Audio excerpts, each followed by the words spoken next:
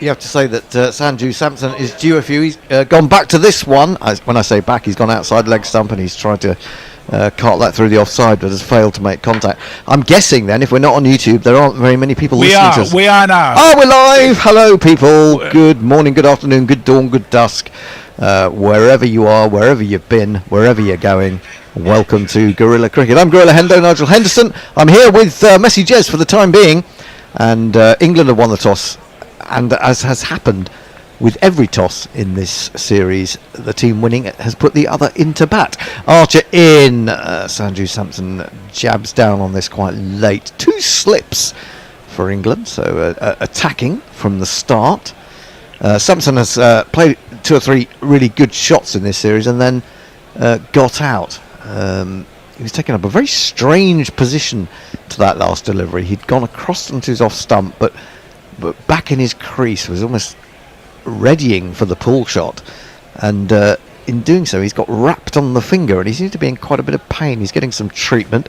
Messi Jez, how are you doing out there in Osville land?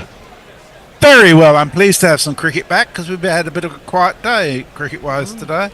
And I'm pleased to have you back, Ender.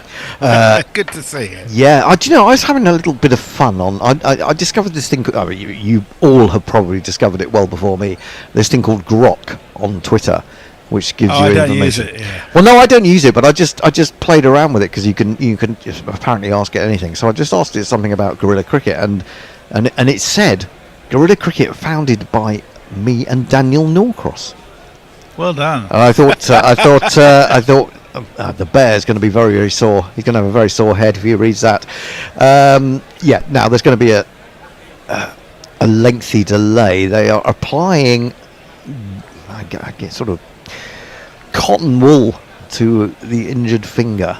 And I know all about injured fingers, Messi. I'm going to tell you this. I was telling Tony in the car, amongst my many physical maladies these days, I have now got a thing called mallet finger. Do you know what a mallet finger is? I don't know, but it sounds fantastic. Well done. Well, I don't know if I can hold it up to the camera, but what would be the ring finger on my left hand is getting the top of it is getting stuck at right angles to the rest of it, and to straighten it is extremely painful. So I'm going to have a splint put on it. So if you do feel that you would like to contribute to my health fund, go to patreon.com/Gorilla Cricket. That's it's the same thing basically, Gorilla Cricket and my health fund. Jason has joined us. We are now a threesome, if you'll pardon the expression.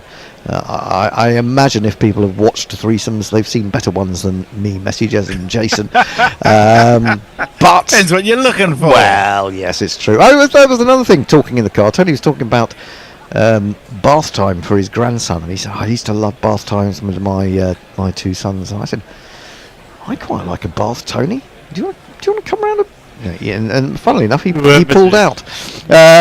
Anyway, we are going to get back to proper interesting conversations about cricket. Jason, how are you this morning? I'm fine, apart from being a bit frazzled when I missed the bus by 50 yards and the next one takes 15 minutes. Oh, God. Otherwise, we've been in here plenty of time to help the bear with his technical shenanigans. Indeed. Yeah, buses.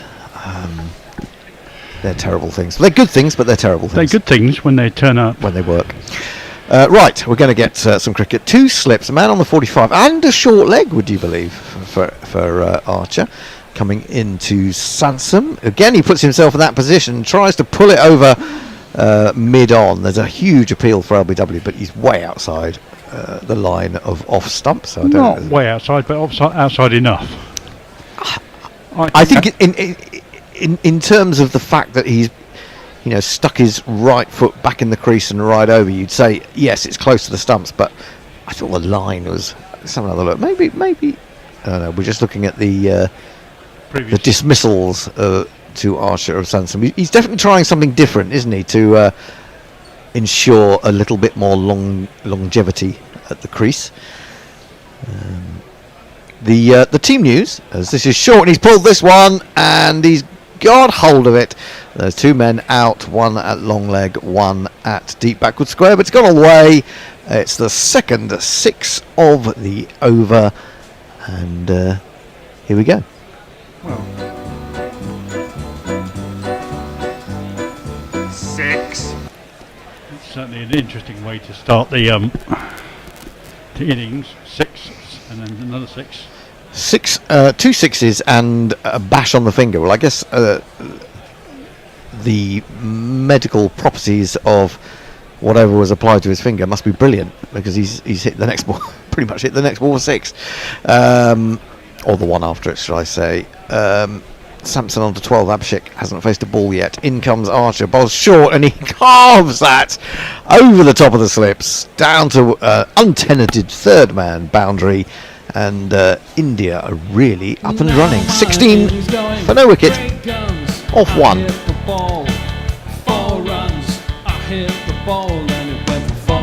And before I let in messages, I'll just say that the team changes, as far as I can see, for England. Mark Wood has come back in for poor old Mahmood. He gets 1 game, he gets 3 wickets in his first over, and then he gets dropped.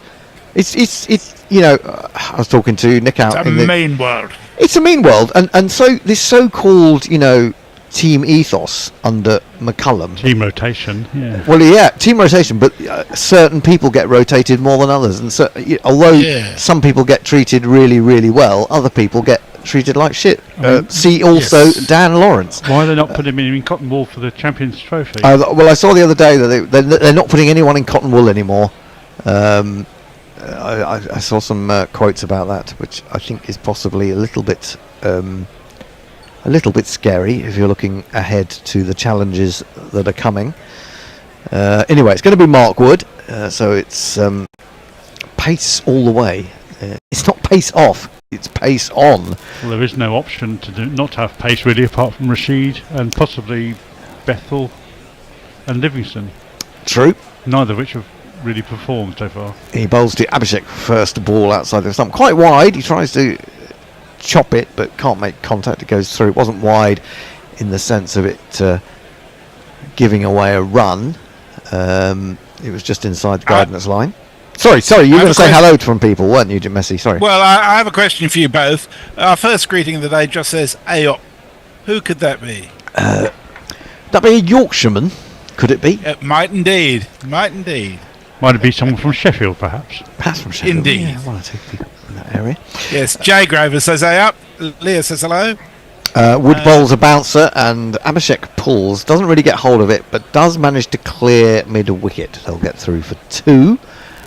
And India move to 18 for no wicket. Abishek off the mark. Who else is with us, Messi? Soda Who's with us. It's nice of India to delay proceedings to allow Tony and Jason to get to the studio. Leah says, don't use grok, and it's owned by Musk and named after Robert A. Heinlein's Stranger in a Strange Land. I don't use it. I don't use it for anything important. I was just playing around. But hopefully it doesn't give them money. Smashed by Abishek. He totally mistimed it. He pulled it into the onside. Again, it's got through the infield, and he's going to get 2 more out to Bethel running round. It's a very heavy inside edge there. Yeah, it was ugly stuff, but you know, you can get away with it to a certain extent. What do you say? Certainly Look the power in the play. book. Look in the book. Absolutely. Abishek moves to 4. Samson has 16. The GPL is open should you wish to take part. The Guerrilla Prediction League, you guess how many runs will be scored in the day. That's adding both innings together. You have 45 minutes from the start of the game, so until quarter past the hour. Yep. So you've got about 35 minutes from now. That's UK time. Adjust for your location. Wood in again, just the 1 slip for him. He bowls, and this is a nicely crafted shot out to a fairly square third man where Archer fields. They take a single. It's good pace from Wood, 152 Ks. It does look very pretty, the Wankhede Stadium, doesn't it, with all those air vents through the top of the stadium. It's very, very round. I think you can say it's almost a perfect circle, looking at it from above. And there's poor old Mahmood sitting and thinking, what have I got to get again? It's very, very Meanwhile, strange. someone next to him is chewing like it's going out of style. Who is that? don't know who it was. Looks a bit like Zach Crawley, but it can't be. Lawrence a bit. No, Lawrence isn't out there. He's playing in that UAE tournament, isn't he? Oh, the international T20. Yeah. 21 for no wicket. 2 balls remaining in the over. 5 so far from Woods. Opening salvo. He's in. Bowls to Samson, and he swats this away. And he's going to be caught. He's going to be caught. I mean, how many times has he been out like that in this series? He's played, it's almost like a Phil Salt innings. He'll play a couple of really great shots, and then he'll put it down someone's throat. Do you know who that reminds me of? Off he wanders. I'll come back to you in a moment, Jason. I'll just play this.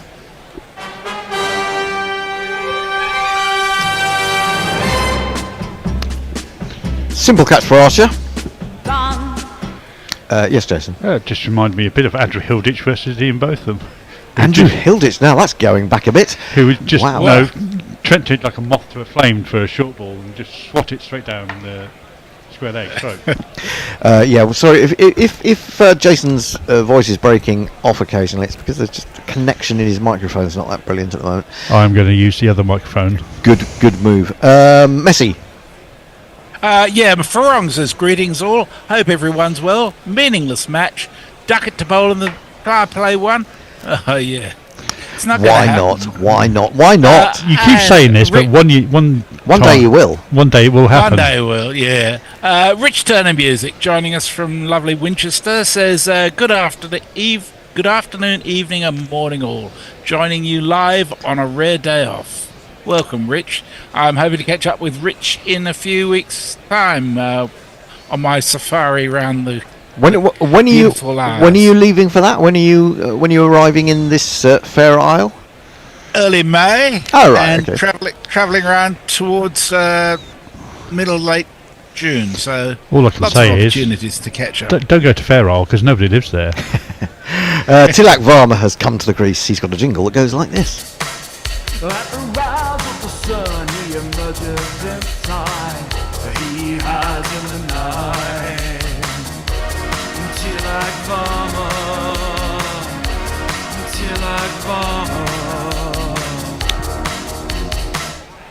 Who's that based on, that song? It sounds a little bit. It's a bit numorantic. Sounds a bit talkish, but anyway. Yeah. End of the over. It's a probing ball outside the off stump, and Tilak takes his bat out of the way of it. So a good response after that expensive first over from Archer. Wood makes the breakthrough, and India 21 for 1. Messi. We are actually up to date on YouTube. Although I should say that. Brian Barish on Blue Sky mentioned that in response to Canadian fans booing the American national anthem at a hockey game, said I would have done the same. And I said I would have done it too, except I would have done it at 125% volume. Well, he's probably enemy number one at the moment, Trump, after his sanctions against Canada and Mexico and China. Yep. Archer in round the wicket, bowling to Abishek, who plays a lovely open-faced push into the offside, because that was arrowing in towards his legs, and he seems to have such an age to play the ball. He sees the ball so early. It's good to keep leg side of that and get it into the offside. The way he was moving in. Yeah, that's one thing I've noticed about these two left-handers. And again, I was talking about this in the green room with Nick. I always feel like Tilak and Abishek have been cloned. They are the same batsman almost. Short, he makes room for himself, and he lifts that gloriously over extra cover, and that has raced away to the boundary for a boundary, funnily enough. There's not one boy for me, I must have 2 or 3, I need 4. Now, will Wood respond with a short ball and watch him swat it, top edge it over his fine leg for 6 like he did in the second match? You mean Archer? Because it is Archer the bowler. The potential for Archer seemingly on these pitches is to go for a lot of runs if he doesn't get it absolutely on the mark. This is a good ball. It's a straighter bouncer, and even then Abishek thinks I can probably uppercut that, and he tries, but makes no contact. Through it goes. Wouldn't be Abishek, he's out. It was Tilak. No, Abishek is still there. What are you talking about? Oh, sorry, Samson. Samson got out. Yeah. Let's have a look. High strike rate in first 10 balls in T20 since 2024. Minimum 500 runs. It's gone off the screen now. Can't tell you. Abishek, I think he's top of that Abishek list. Sharma, Andre Russell, and Glenn Maxwell. Okay. I know that That's Australia a very niche stat. Oh, now he's lifted that one. He's going to clear mid-off. It's going to plug. And Butler, I think it is, will be able to chase it. They'll get through for... is it three? Got I think. 3 there, did they? Abishek moves to 11.28 for 1. And he's doing that again, isn't he? He's arrowing it into his leg stump, but he's just standing there and then keeping leg side of it. But I think you've got to be able to see the ball so quickly to be able to do that. That was just all arm and bat action. If he'd actually leaned into that, that had gone for 6. This one's going for 6, that's for sure. That is cut square high, and Archer is potentially going to go for even more runs than he did in, I think it was the second or the third? The second, where he went for 60, I think. He went for 60. That's absolutely right. That's 4. That's 6 rather.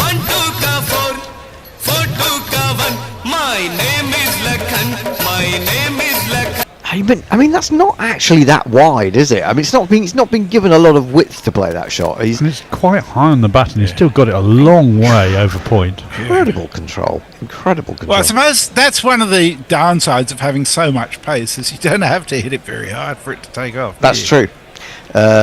He's given himself room, and he's... Oh, that's a better shot. An even better shot, as Jason says. That's gone flat, over extra cover, all the way. 39 for 1. Abishek 23 off 10. 4 sixes already, and we're only in the third over. Can you believe it? One of these, or 2 of these. 2 sixes in a row. 2 sixes in a row. 2 sixes in a row. I'm just thinking of...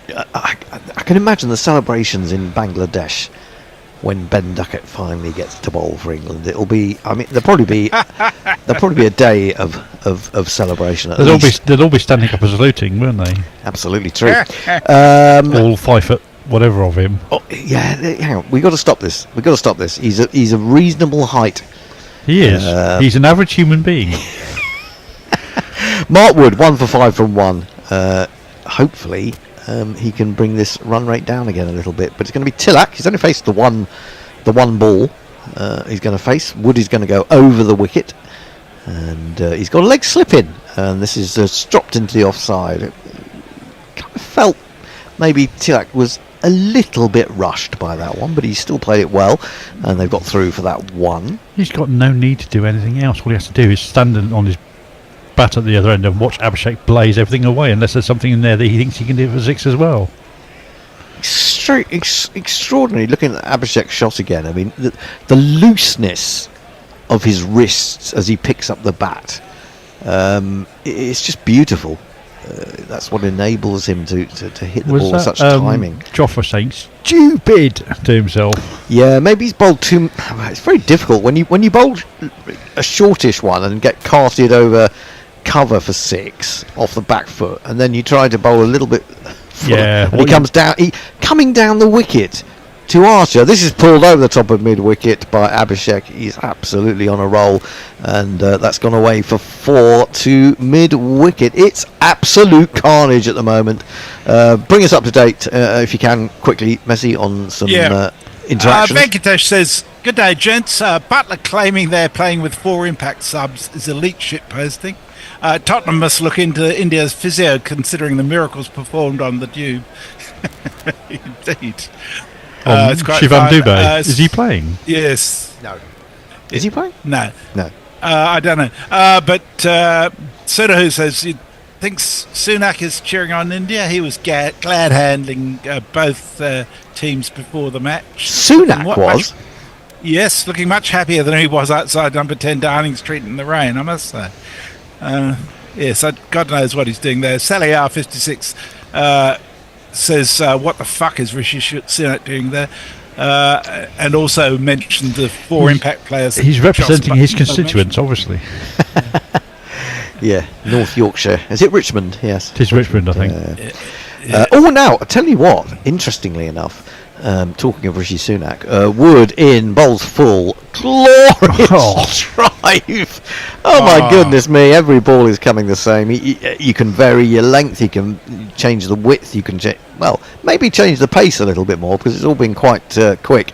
But that's a glorious shot through mid-off, straight to the man there, and 4 more. I mean, there's no footwork, but when you time the ball like that, you don't need it really. Holds the pose, doesn't he? Holds the pose. It was very nicely pitched up for him, though, wasn't it? Yeah. Wasn't I mean, he's well back in his crease, and he just punches the ball down the ground, and that was no. Unless you're really, really straight at mid-off and mid-on, you're not going to stop that. Wood in again. He gives himself room, misses this one. He was probably trying to hit that almost from square leg. It's gone a long way outside his leg stump. Could have cleaned up his stumps, didn't know. And it's a rare dot ball as far as England are concerned. You think if he'd stayed exactly where he was and started dancing around, he could have smacked that one exactly the same as the ball before. Yeah, true. But it was just slightly shorter. I think he's finding this bowling so easy that he just wants to try new things. Yes, talking of Rishi Sunak and his North Yorkshire constituency, I believe that next Sunday in the one-day international, or one of the one-day internationals that are to come after this T20 series, we have a special guest. Oh, smashed again over the top of backward points. 6 more runs. My word, 54 for 1 of 4. The run rate is 14. Has anybody else got any runs, really? Because I think he must be close to 45. He's around about 40-45, if you ask me, definitely. Farong says the BRU chink of a branch have offered messages of VIP rickshaw for his safari around the UK with tea cake and mattresses. Chris the Choir says, thank goodness for that. Pretty big score down from 320 after 1 over to a mere 210 after 2. Oh, spoke too soon. Back to 260 after 3. Sam just says Archer and then a red face sweat on it. David Durrell, afternoon, not watched any of this series. Put it on, and the first thing I see is that wanker Sunak polluting my screen. Is he still an MP? Who's paying for this jolly? Has he declared it? You didn't say doomed, though, David. It's most unusual for you. This is driven out into the offside, but strangely enough, to a fielder, and they're only going to get 1 as it escapes the grasp of that man. So Abishek has got 38 off 15. Tilak has a 1 off 2, and it's extraordinary stuff. So yes, next week we have coming into the studio for the first time a political figure. I'm not going to tell you who it is, but we have a political figure. He's a political heavyweight. He's an absolute heavyweight. He really is. We don't get too many politicians in. Not since Katie left. Not since Katie Walker. Not since Matt Hancock in the sofa days. There's no point teasing people if you don't tell them who it is. Well, I will. We will ultimately. This is driven. It's all coming alike to Abishek because Jeremy Overton has been brought into the attack, and his first ball is quite full. It's given him a bit of width, and he's just driven it over mid-off for yet another 6. He was trying to bowl, take pace off. That was just a little off-cutter, really. But that's right. He is so in the zone. He's more in the. He's so in the zone that he's beyond the zone. I mean, that's right off the bottom of the bat as well. It's not even particularly well timed. Otherwise, it'd be another 20 rows back. Yes, in comes Overton, bowls him a full toss, and he says, "Thank you very much. I'll do the same with that." It's not easy to hit low full tosses for 6, but he has done. It's gone straight. He's got 50 off 17 balls. Abishek is absolutely on fire, and I think we should mark it with one of these. Yep. 50 runs. Your 50 runs. Well done, well done, well done, well done. 50 runs. Wow. Your 50 runs. The job is only just begun. Only my comment on that is, good job he's got an Indian bat with all the weight down the bottom, because he keeps hitting it right on the toe for 6. Well, I think these bats are just you can do that these days. Overton, big full toss outside the off stump, carved away. Oh, terrible piece of fielding out there by Bethel. I'm afraid he nearly allowed that to escape his grasp and go for 4. As it is, they get 2 instead of 1. 69 for 1 halfway through the 5th over. Still another over of power play to come after this. And well, I was hoping I could go and have a lie down, but I think no, you're on next. Now as I'm well. on next as well. Oh my goodness me! Well, Bethel's had a bit of a chastening second series, hasn't he? well, he's been in and out, hasn't he? I don't know. No, He's played a lot of cricket, hasn't he? I think Yeah. maybe he's played a bit too much. Overton bowls. Abishek drives straight. They now do have a long off. It's just going to be a single. Takes the score to 70-1. I mean, no one should be able. This is what I think about these bats. No one should be able to play a low full toss like that straight for 6. To be honest, the bowlers just don't have a chance. Okay, it's not a great ball, but the low full toss used to actually be quite. It's a bat used to be quite breaker. handy. Yeah, it's a bat. We used to be a bat breaker basically, and it would take you sort of 15 minutes to recover your equilibrium after the vibrations had come through the wood, basically. But Overton is in again, bowl short, pulled by Tilak. I don't think he got hold of it particularly well. It doesn't really matter. It's gone over the man on the 45. We've seen and that it's from Tilak gone before. all the way for. I mean, I can't keep playing these, but I'm going to. I mean, that is a good ball from Jamie Overton. That's tucked him up, but he's managed to get enough top edge on that to beat the man on the 45. Well, just beat the man on the 45, but it's beaten. Well, it's gone back into the crowd by I mean, about 15 in rows. terms of strategic surprise, he beat him in all ends up there. 4 more. Smashed straight this time. Tilak is joining in the fun. India are racing away with it. After 5 overs, they are 80 for 1. Jamie Overton's first over goes for 25. Messi Jez, what is going on? 6 sixes and 5 fours in the first 5 overs. Lockie 6 says Jofra has found his niche in the power play. The GPL pod is £51, by the way. Chris Squire says, hope it's Sir Ed doing a publicity appearance. Great exposure for Guerrilla Cricket and Sir Ed. And Lockie 6 says, wow, Donald Trump live on Guerrilla Cricket. That's quite a coup. Yeah. The next tweet is from Farong about a Kiwi conspiracy. And I shall catch you at the 11th over. Okay, I think it's you, Jason. It is me, yes. And then is it Nick has joined us. Nick Brooke is back from Jamaica. Happy New Year all. Happy New Year all. Happy New February. And I think you're on. Summarising it. I'm guessing I'm on. Yeah. I'm on the. Yes, well, there's lots of very Socials. happy Indians in the crowd there, waiting for the ball to be delivered, and they're going to go to Livingston for the 6th over in the power play. Oh well, yeah. I mean, they don't want to use up. And Oh, that's God, his first ball is flogged through the covers. It's a friendly, loopy, spinning ball, and Abishek says, "I'll have some of that." Whack, 4 runs. The studio. Oh, I've got to do the studio thing. What have I got to do? I've got to go. Oh, it's all gone wrong. Round the wicket now for Livingston. That's a better ball. He's balled it into the dirt a bit, and Abishek has not timed that as he knocks it up to long off. Finally mistimed one. I mean, it's been an exhibition of power play batting from Abishek.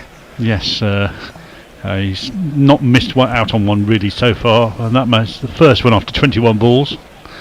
Brings Tilak down.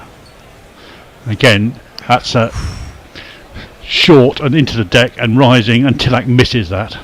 And don't want to speak too soon, but looks like we're finally going to get one of those IPL scores, aren't we? 230, 240 could be on the cards here if they keep on going. Oh yeah, we haven't had talk about what the average score here is, or what the top score here at the Wankhede is. Livingston again short of a length, punched off the back foot, part of despairing extra colour for a fielder, all the way along the floor. Lovely shot off the back foot. Another 4. thought the fielder could have done better there. Listen, you bound to see the way you get shot for crossing a boundary, crossing a boundary. Now I'm trying to get 3 of us on the Zoom, because there are 3 of us in the studio on the Zoom at the moment, and I seem to be cutting off Nick's head. That's quite all right, Hendo. I think they can deal with the body. That's it. That's more than enough. Okay, Livingston, and he's going for a switch hit. He's got it high over the backward point, and that just beats the man who makes the useless dive to stop the ball. It's another of these. Another 4. There's not one boy for me, I must have 2 or 3, I need 4. So this is. Was that a switch hit or was it just a reverse sweep? Switch hit. It was. He switched hands, did he? No, I think the hands stayed in the same. I think they did. Yeah. Same way, but he got a good bit of elevation and power into it, didn't he, to beat that man? It's a faster ball by Livingston. Beats the man for speed. Cannons off the pads down to third man, and they do get 2. Very quick running.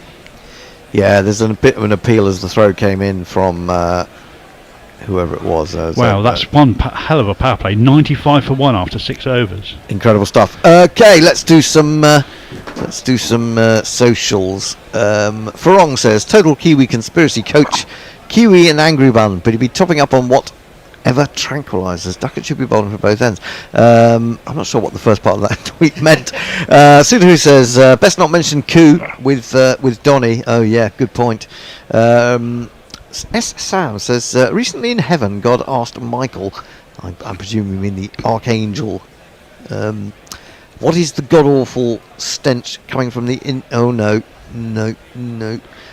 coming from down under in the Indian subcontinent? Michael replied, it's the rotting carcasses of England's men's and women's cricket teams. That's harsh, isn't it? Well, we're going to get the spin bowler who doesn't bowl in the power play now, and the first ball is tossed up, floated up, and Abishek just drills that down the ground for a very easy single. It's the venerable now. The venerable Adil. Rashid on the 45. Rashid on the 45. Rashid on the 45. Rashid on the 45. Adil can turn it both ways. Adil can turn it. Adil can turn it both ways. Adil can turn it. Adil can turn it both ways. Adil can turn it on the 45. Well, he turned that leggy, and that was squirted out through the square leg area of Tilak. Was that Tilak? I think so. It was indeed, and I'm sure Josh Butler feeling delighted to have 4 men back on the fence now. Bit of protection. Yeah, I'm not sure it's going to do him a lot of good. I don't think it'll do. If I were a betting man like the Bear, I wouldn't put money on him going for only 14 or 15 in this match. Well, we said that the other day, and then he bowled brilliantly. Yeah. That's up in the air. Is that going to beat the man? Yes, it is. The legs. That's over long, off. Just stood there and baseball batted it out of the ground once again. I was going to say super shot, but I don't think he was. I don't think really timed that, and I don't know. I feel like some of these you can miss hit these sixes now, can't you? That is the skidder really, rather than a leg break. Yeah, out the front of the hand. Yeah, out the front. And no, I think Abishek clumped that somewhat, but he's going to keep going after every ball, isn't he? And he doesn't have to get him out the middle of the bat to clear the fence. He's got no reason not to now, and that's a better shot. Nice footwork, and that's gone even further. That's massive.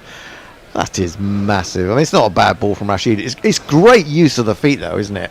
Incredible use of the feet. He didn't quite get to it, I don't think, but he got close enough. I'll hit it anyway. Yeah. I mean, just looking at the runs along the bottom of the picture, it's just ridiculous. It's just carnage every ball now. Yes, it's and poor old Sanju Samson sitting back in the thing. I can't buy. Why do I always get the bad ball? Yes, why me? This could be one of the quickest hundreds, possibly. I mean, he's 71 off 24 at the moment. That's wide, deliberately wide, misfielded at extra cover as it's flashed along the ground. Overton cleans up. We'll get 2 for that. I'm not sure whether they got 2 for that. Did they get?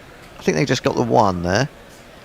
We keep sort of alighting on the 4 English fans in the crowd of a certain age, and they look as miserable as sin. So the same 4 fans they had in the previous game. I think it was. I think it's. I don't want to traduce Gulliver's, but that's what I reckon it is. It's the googly, and that's whipped into the leg side by Abishek. Takes a single. That's the end of the over, and India on Nelson after 7 overs, 111 for 1. Projected score says Chris Dwyer back to 320. Mr. Steve says, what a massacre. And Chris Dwyer comes back saying, looking on the bright side, can only hope this is the last time an Overton is in an England 11.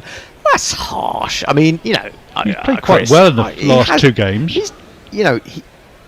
There is something about Jamie Overton. He's got skills. I mean, let's face it. I don't know. Somewhere in my mind, I thought he got his 97 in a Test match in the Ashes, but it wasn't. It was against New Zealand. If you want to give it in football terms, he's got great feet for a big lad. And he is a big lad. Fair point. He is a big lad. Livingston ran the wicket now with his mixture of offies and leggies. This was an offie, and that's punched off the back foot, down the ground. And an agreed single is taken. I think that's the problem, actually, though, with Livingston. When he's bowling, he bowls almost totally offies to 2 left-handers, and he's just not as an effective.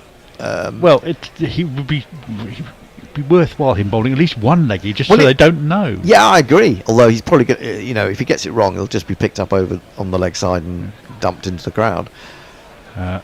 Short, filth, dispatched. Totally deservedly. That was dreadful, wasn't it? And it's yet another 6. Yeah, pretty good. Very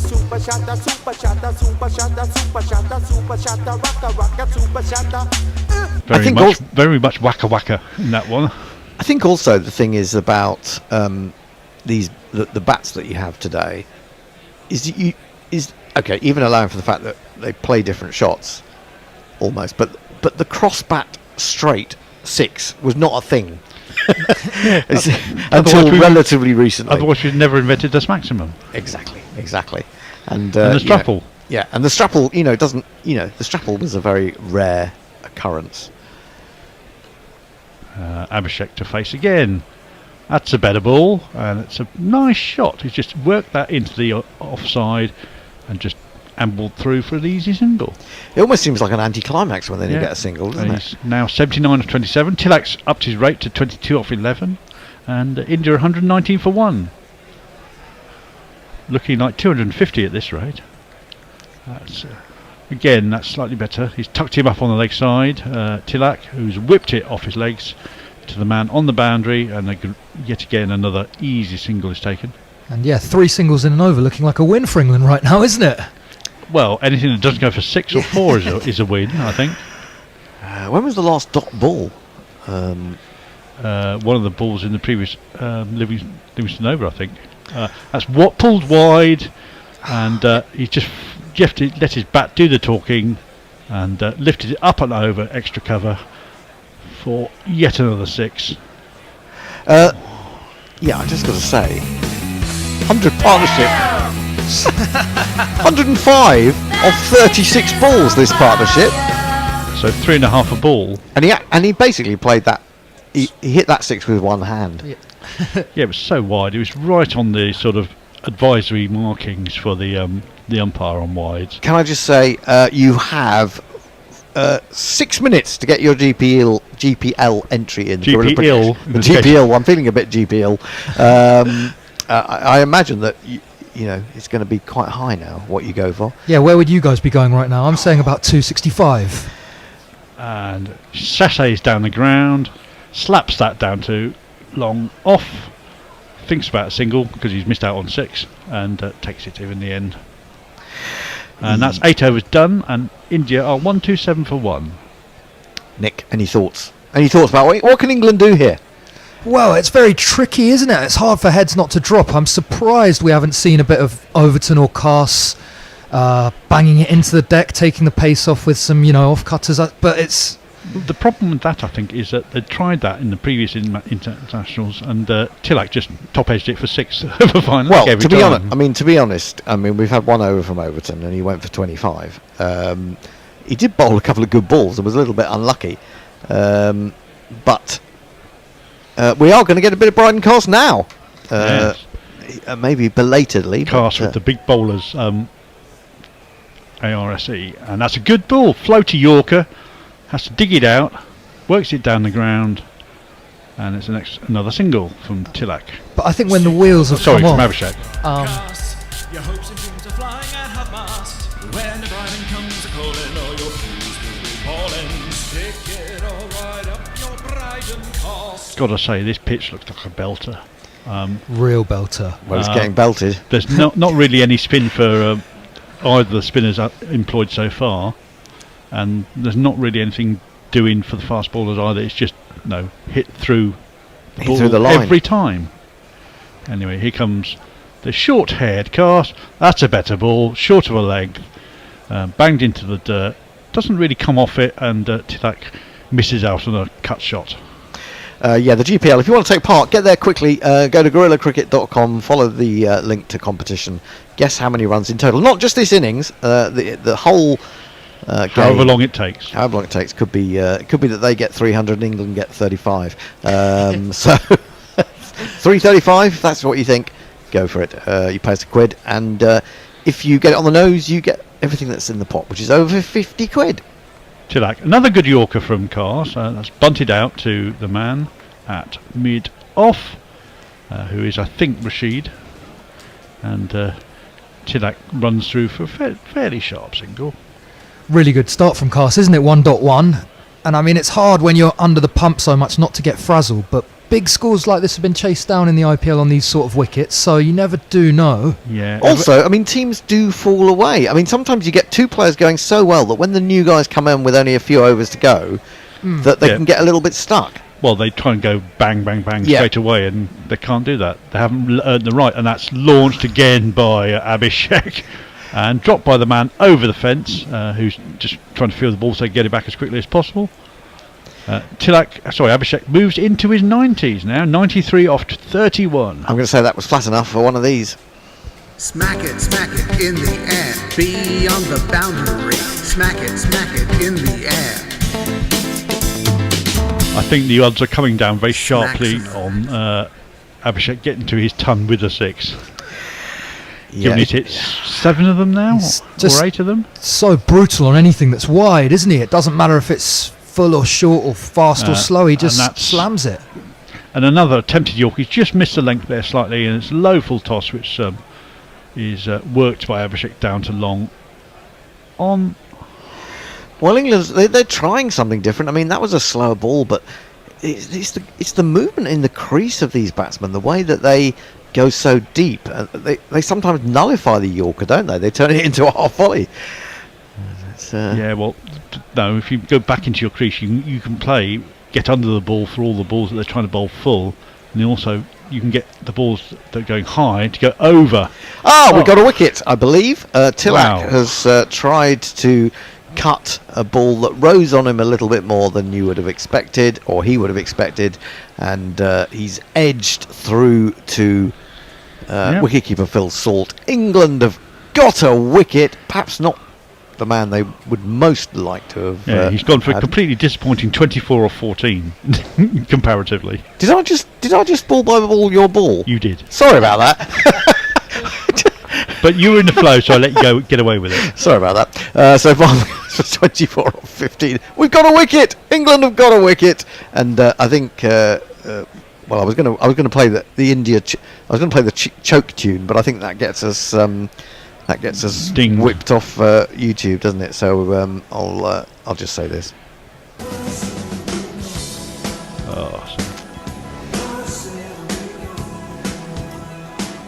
Right, and that should bring in the captain now, surely. Unless they want to put in Hardik to even make it even worse for us. Could promote Hardik or Rinku, but it is Sky. It is Sky. Who's really been struggling for form this series, hasn't he? Yeah, I think his best score is something like 20, 25. 20, 25. This is the man. Surya Kumar. But he will not be facing the first ball because that's the end of the over. Now I know the others might have let you down. It's not too late to play Surya now. And Abishek on 94 will eyeing up. Surya Kumar, you're down. He's got 2 balls to hit India's T20 fastest T20 100. And that's going to be a wide, surely. That's a googly, but it's not been given, has it?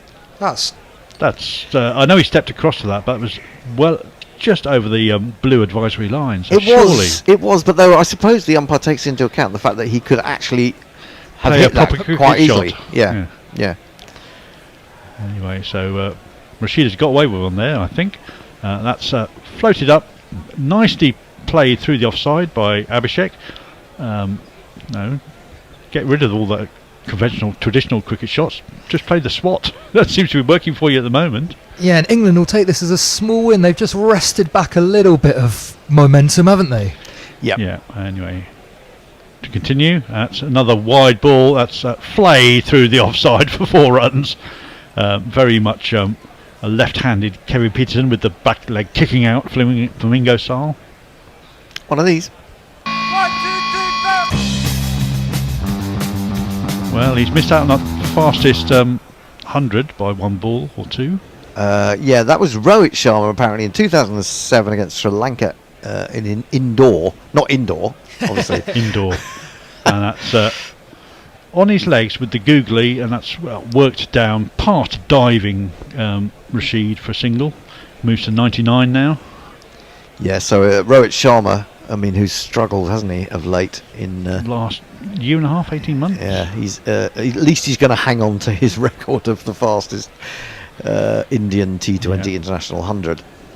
But I think this Indian side looks a lot better, doesn't it, with Rohit, Kohli and KL Rahul gone and replaced by a series of just powerhouses at the top of the order. Yeah, it's amazing, isn't it? I mean, you did wonder what's going to happen to them when players like that, anyway, two more balls to go of my spell. Surya Kumar's on 0. How fast a start is he going to give himself? Oh, there's some happy-looking English fans. What's going on? I mean, to be honest, if I was in India watching this, even though England getting slaughtered, I'd have been enjoying it. Yeah. A spin, and he's got a slip for Sky, and he just guides it straight past him. Livingston gives chase, picks it up about 5 yards inside the boundary, and they get back for an easy 2. 143 for 2 now. That was a lovely shot, wasn't it? 143. Hang on, this is the last ball of the 10th over. Yeah. The run rate is 14.5. So at the moment they're on course for 286, 28862. And that's not allowing for the speed up of the curve as you get towards the 20 overs. Yeah. I mean, even 10s gets them to 250, doesn't it? Yeah. Last ball, that's googly, and that's nicely played. Cut by Sky, and he gets cramped for room. And that is the end of the 10 overs. It's 143 for 2. We are going to have a little bit of a swapperoo. Do you want to play the "We Need Your Money" jingle whilst we do that? Oh, why not? Yes. How about giving us something from Patreon? Do you want to let Arjit in? Alternative cricket commentary, bringing you laughs, bringing you jingles, bringing you joy. We are Gorillas. We need your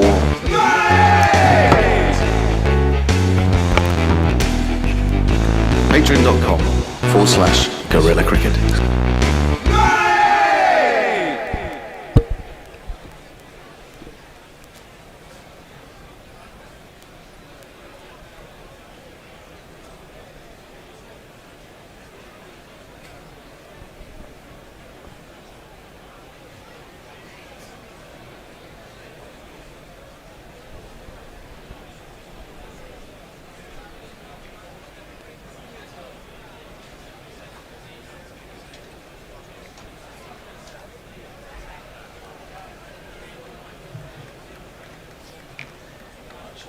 And we've had a little bit of a shift around in the studio. We've got Tony and Ajit coming in, and we are on a break. We expect they'll be having drinks at the 10 over mark, and then cast to continue. And England are really going to be struggling to keep this to a reasonable total. 250 looks very attainable, doesn't it, Tony? India have got powerful lower middle order to come in Rinku, Hardik and Shivam Dube. You would certainly expect that. I've been doing a little bit of background research, I can tell you. Abhishek's 50 off 17. Absolutely, modest effort. Yuvraj did it in 12, of course, in 2007 with his 6 sixes off broad. And then you've also got to think about the world famous Dipendra Singh Eri for Nepal versus Mongolia. Yeah. In 2023, did it in 9 balls. Yes, of course. So He 17. broke a bunch of records in that. His team broke a 17's bunch of neither records. here nor there. Yeah, pedestrian from Pedestrian. Abhishek. Highest IPL score at the Wankhede, 235 for 1 by RCB in 2015. That was against the Mumbai Indians. If you're looking at highest scores overall, internationally, I think it was 344 for 4. I'll let That's you the pick game, up here. Nepal game. As Cast continues round the wicket, it is down the leg side, it's a full toss, it's absolute filth, it's through to Phil Salt and it's a wide. So Cast bowled a really good first over, he was going either full or short and he was taking pace off. But he's got to keep bowling well to contain Abhishek, who is 99 off 36. The world record, I think, at sort of let's call it, non-international level. I'll tell you in a minute. After this cast ball, and there he is, a rare defensive stroke, a push into the offside for it to complete his century. It's his second for India, and what a young talent Abhishek Sharma is. fantastic effort. Let's give him one of these. Okay, short and sharp. Yep, the helmet's off, he's looking towards the heavens, he's touching the turf, and well he might. And I mean, this guy, he was so crucial for Sunrisers Hyderabad last year in the IPL in sort of changing the new normal for T20 cricket, and now he looks to be doing the same at the international level. Well, he's been terrific. I mean, it's not quite been of the level of Australia's women beating England's women, but bar that one game, England have been, so far, I'd argue, very much a distant second in this series. Thoroughly outplayed. It just looked, from that first Archer over, which went for what, 16 it went for. 16 didn't runs, it? yeah. It genuinely didn't look. Look, Didn't look England good. may have a similar start. Butler may kick it off. You have Salt. I mean, Well, we'd have it'll to have take lost some a wicket getting. to get to that, because he's coming in at 3. But it's been relentless, hasn't it? And it's scary to think of the depth that India have got as cast bowls again. And wow, this one is straight up in the air from Sky, and it's got snow on it. Is someone underneath it? Salt is, and he takes a good catch in the end, having got himself in a bit of a muddle. So India are 145 for 3. England have got another crucial wicket through Bryden Cast. Hang on, not quite sure why we're playing that one 3 times. Oh, stop it. I can only hear the applause. I don't know what's going on. Stop it. Oh dear. We have a guerrilla cricket technical malfunction. Please stand by.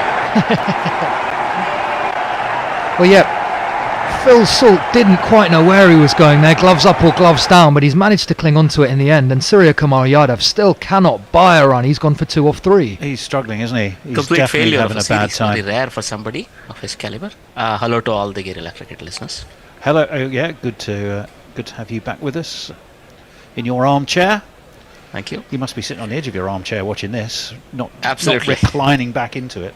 That domestic score, by the way, Baroda in the the Syed In the Mushtaq Smat. Ali Smat Trophy, the Smat Trophy, 349 for 5 they made in Indore against Sakini, and that was very recent. That was only in December last year. So that's the pinnacle. I don't think we're going to see that. 145. They do say after 10 overs you could double the score at 10. Oh, you get there or thereabouts, couldn't you? And Abishek is still there. And he is joined by Shivam Dube, whose concussion is cleared up. Mysteriously. Yep. I wonder if he'll get reconcussed and they can bring back another proper bowler. Well, I don't think we'll see him bowling 140k like Harshit Rana was, but he can absolutely crush pace. He's another left-hander. And so the pressure is still on for Carse, who stays around the wicket wide, and he cramps Dube, who pushes it into the offside for a quickly run single. He's a big unit, this lad, but he's more of a designated middle-over spin hitter, I understand. That was a leading edge, you see, from Surya. It was yesterday, the one that skied from Sky. Yeah, he's done really well, Dube, hasn't he, for CSK, coming in these middle overs. I think a lot of his game has been, the changes and the upgrade to his game has been related to a certain Stephen Fleming, also a very tall left-hander with long levers, albeit a little bit lesser power, I suppose. Oh dear, I'm getting it in the neck. But I'm not quite sure how I managed to play the standing ovation jingle 3 times simultaneously. As Carse is in again, it's short and wide, and it's swatted to Abishek, straight to the man at cover, Josh Butler, I believe, for no run. Abishek is looking quite pissed off with himself, but I think he can let himself off because he's still 100 off 38, striking at almost 300. Absolutely. Look, can he find that additional gear? Not throw it away, because there is a little bit of a reverse in the last 2 overs. India have only scored about 10 or 11 runs, so England will be very happy, and they have taken 2 wickets in about 3 overs time. So I think Abishek needs to see this little phase through, maybe a 3 or 4 over phase. Yeah, absolutely. I mean, Carse has come in and changed the game a bit, hasn't he? As he's in again wide on the crease, it's full and straight to cover again. It bounces off Josh Butler's knee. Poor long barrier, so they scamper through for a single. But it's going to be interesting to see how England go at the back end, because I think Carse, Overton and Wood are all bowlers who'd rather kind of be bowling middle overs than death overs. So whether they come under the pump a bit there, we shall see. Oh, there's India's coach. Yeah, it's this chap. He's happy. Gautam Gambhir. It's a very short jingle for Well, that's Gambhir. why I suddenly realised, oh my goodness, we've got a jingle for Gautam Gambhir. I thought every time he pops up on screen, I can play it. As Carse bowls, Oh it's dear. an under edge from Dube that's squirted away. The man down at fine leg, Rehan Ahmed on the field, will come round and field it. So that's the end of the over, 148 for 3. Another good one from Carse. Right, some messages, and there are a few. I don't know quite where we got to. Lockie, shouldn't Ducket be Ducket? Jamie Wilson, big comeback from England here. Suitor who? Tony, my ears. Tech Tony strikes again, says Rich Turner. Yes, Richard, I'm sorry. Apologies to everyone. I have no idea what happened. George McPherson, here comes another loss for England. Even the bowling is pretty poor. Leah says, do some out of the box thinking, England. Give us some Phil Salt overs. Yeah, probably still wearing his gloves. That would just make it more interesting. Oh, it's Jofra Archer back. He's only gone for 17 and over so far. Every They've chance. seen the run rate has dipped, right? So they have to do something about it, England. Well, it has. No, 240, I I think. 240 was the biggest international score here. I think India thumped that against 240 for 3 or something against the West Indies. I think he's been brought 2000. back to give Dube some nightmares. Yeah, you'd Dube's think not 2019. That high pace against Dube, and he's over the wicket. It's full and straight, and Dube punts it straight back to him for no run.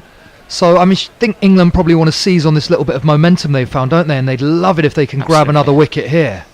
He lost an opportunity to get a strike there. Let Abishek have a go back at Archer, whom he loves, I suppose. But that midriff line and that midriff length is not very good if you are Dube. I think he likes to cock his levers and let trip. So he doesn't like that. Likes to extreme cock pace. his levers.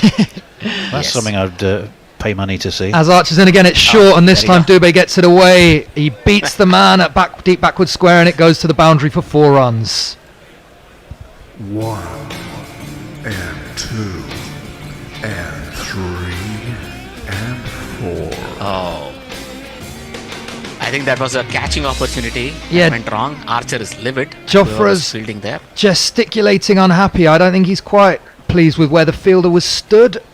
I'm not too sure what he's complaining about, because it seems to have landed right in no man's land. Well, I think it's where the fielder may have been. I suspect he was deeper earlier, and they might have just brought him in a bit. Oh dear. All right. So the hammering continues. Archer's in again. It's short again, and this looks like it's into the stands. It is. It looked like it got a bit high on Dube's bat and kind of hurried him a little bit, but the result was nonetheless one of those. Hit him pretty high on the bat as well, but big lad, and he had the swing going through. What I said. uncocking those long levers. Yeah, and as we keep saying, you don't always have to find the middle with these modern bats to get it into the crowd, do you? And that's got beaten the fence by miles. Is he uncorking them or cocking them? He's Uncorking, uncorking like a bottle of wine. Yes. Oh, right. I thought he was cocking them as in, No. loading. Locking and loading. No, that's for the straight hit. For the one I'm with you. across. He's I'm cocking, he's inventing as I go. uncorking. Archer stays short, and that one hasn't got out the middle of the bat. It might have been off the pads, but it snuck past Salt for an easy single.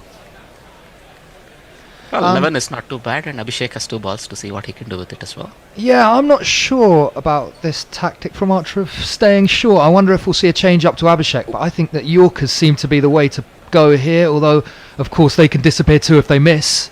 Well, the thing it strikes me about Abishek as well is his footwork has been terrific. Absolutely terrific. Some of those shots, clean hitting. Doesn't matter if you are a little full or a little back of length, he's still hitting you on the up. That's clean hitting. That's great batting. I mean, this India kind of fairly new look side, we'll hold that thought for a That second. one is full and straight. It's a low full toss, and Abishek just nudges it down to the man at long on. But he's so good at giving himself room, isn't he? And the ball doesn't have to be particularly wide for him to really uncork those levers, as you say, Ajit. If you think of the players who don't make this side at the moment, Pant, Kohli, Rohit, Jaiswal, you've got Shubman Gill, and then you've got guys who've been discarded, the likes of Ishan Kishan, the opener down at CSK. Ajit, can you remind me of his name? It's escaped me temporarily. Gaikwad, Ruturaj. Ruturaj, and I mean, so the top order depth that they've got is absolutely remarkable. As Archer is in again over the wicket. Out of it, though. They're gone. KL seems to be gone too. It's just dumped down to the man at deep backward square for a single from Dube. So Archer gets out of that for 13. A good over considering how he's gone so far. But India are flying. I think he underaged that, but yeah, it doesn't matter. You're right. But yeah, when everyone's available, I mean, who did India pick? They've just got so much depth in every area. Not a bad problem to have. Right, Jamie Wilson, we are on the rampage, he says, with plenty of sort of cocked arms, I suppose, showing muscle. There you go. That's the phrase of the day now. Ajit's not on screen, Tony. Okay, I will on-screen Ajit in just a moment.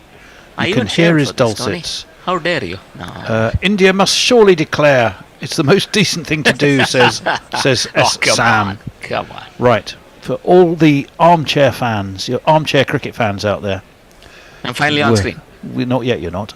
As Jamie Overton returns into the attack, having gone for 25 in his first, he'll be hoping to pull it back. Round the wicket he is, it's full, it's straight, and it's pumped down the ground by Dube. Into the sight screen, it's another 6 runs. Right, here we go.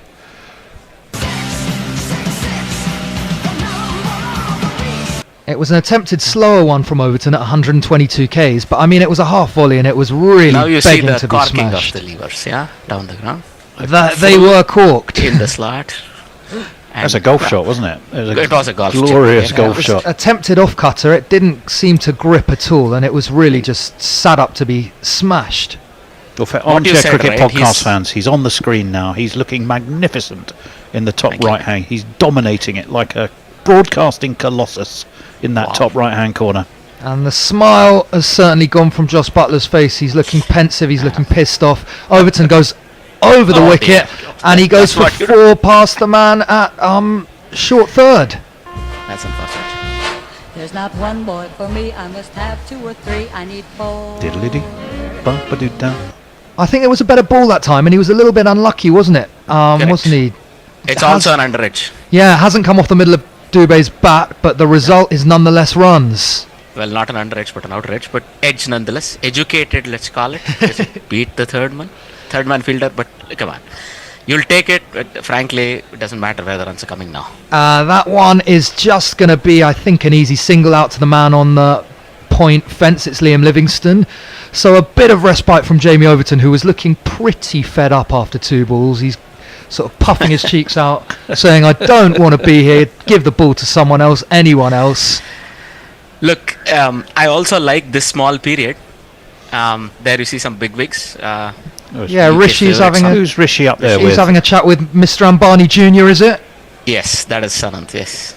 That is the junior, and the father was in the front row. And that is a good ball from Jamie Overton. I think it might have pitched just outside leg stump. He's asking the umpire. It's wrapped him, Dube, on the pads. but I would say impact was outside leg. Sorry, Abishek on the pads. But England, I think, might have a look at a review here. I thought I saw a tickle of inside ledge. Josh Butler, who's trying to get everyone's attention, is finally got Phil Salt to go, yeah, we'll have a review. We're showing with his gloves. They are having a look at this. Salt was sort of nodding his head in a way that suggested he wasn't particularly confident about it. It was a full toss, wasn't it? Yeah, I think it's hitting the stumps. I think the question is where it's hit the batsman. Yeah, that's a good one indeed. Let's see. So here we are. It has bounced and hit him clearly a mile outside leg stump. On the toe. Yeah. It's not a particularly good review from England, more in desperation really than anything else. It's not even going to be umpire's call, is it? No, it's a mile outside leg stump. That's fifth stump outside leg, I would say. And Abhishek Sharma will continue his innings. So Jamie Overton is going to be under a bit more despair, I reckon. Yeah. This is what I meant. He gets a little bit of a breather, Abhishek Sharma. Dube took on the bowling, the first 4 balls, 3 balls of each over. You get a chance to reassess, settle down, you have 100, you can still score 30, 40 more. Yeah, there's balls left. Yeah, although I think sometimes when you're in such a groove, you don't want to be too much at the non-strikers end, do you? And I think he'll want to just keep on hitting balls. Or maybe that. Yeah. We'll see. But England have, apart from that Archer over, unfortunately, they've been doing the right thing here. He got a bit unlucky. Yeah, I think full and straight and cramping the batsman for room, mixing in slower balls and the quicker ones is the way to go to at least try and stem the flow of runs. India will have a little bit of a disadvantage if they get the dew. And the dew does come in here at the Wankhede quite a lot, doesn't it, Ajit? Yeah, it's just off the sea. You can see the sea. It's behind this. So, yeah, it's going to be fresh sea breeze. It's a bit like the Oval with its proximity to the Thames, if you're Gary. Similar effect. As that one is a good length, it's sort of bunted down the ground from Dube. Interesting seeing that side angle, how deep he is in his crease, both feet behind the popping line. Yes, and really looking to sort of adjustments. A couple of other famous faces, a certain Amitabh Bachchan and his son, Abhishek Bachchan there. These are all real celebrities in that part of the world and most part of India, I would say. Well, that's why they're getting plenty of airtime, I would think. Why not? I think there are also some interests in different sporting entities, but all right. Abhishek back on strike for the final ball. He doesn't get a hold of that at all. It skews off the outside edge, but it nonetheless goes for 4. So that is 16 off the over from Overton. India 178 for 3. Interestingly, all those celebrities are appearing on a big screen which has got "Fix It" written all round it. I'm thinking every time Rishi Sunak goes up there, he's like, remind me of anything he fixed, Rishi lad. Fix as in the genuinely made better sense, as opposed to, I don't think there was much. Right, okay, let's have a think. Who else has joined us? Quite a few people. It's all going on. Craig Jacobs, can you please stop talking over each other? It's very annoying. Good point, Craig. I think, Ajit, there's a little bit, there was your delay that makes that a bit tricky. All right. Let me see. Painted on Eyes review says Suter who. Sunak in Kroparati corner. As Cass is back in, he stays round the wicket and it's pumped. A poor bit of fielding from Josh Butler and it goes to the boundary. You ask where I live, here's the address I give. The phone. Well, I don't think he had time to get down. It was hit so hard, but still, you expect somebody of Butler's quality to stop it, no?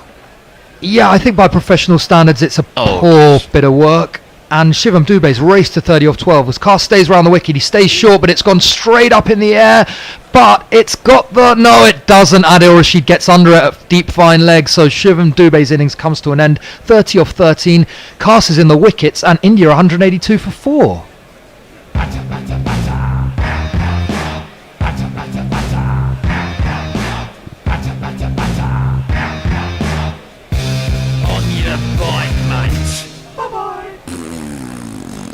You can see he was again late on that shot and it sort of top-edged down to a man that was placed precisely there. Well done to Adil Rashid to have taken that.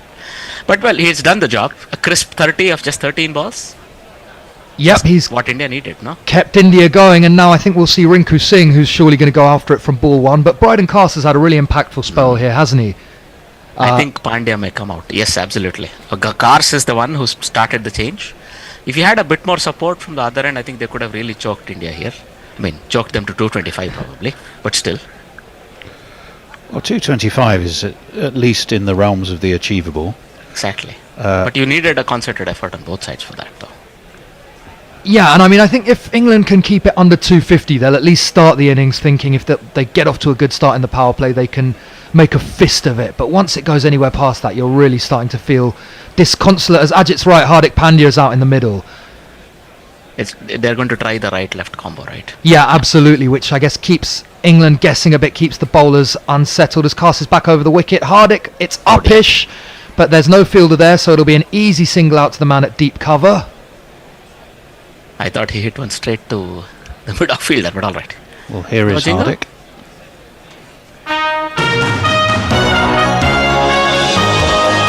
And in breaking news, Hardik Pandya. So that single brings Abishek back on strike, which he's been a little bit starved of the last couple of overs, hasn't he? I think India would want him to be facing as many balls as possible. England, the complete opposite. Absolutely. But I think, let's see if we can find his touch again. Kars stays around the wicket to the left-hander. It's just popped into the leg side. They think about 2, but they're not going to get it.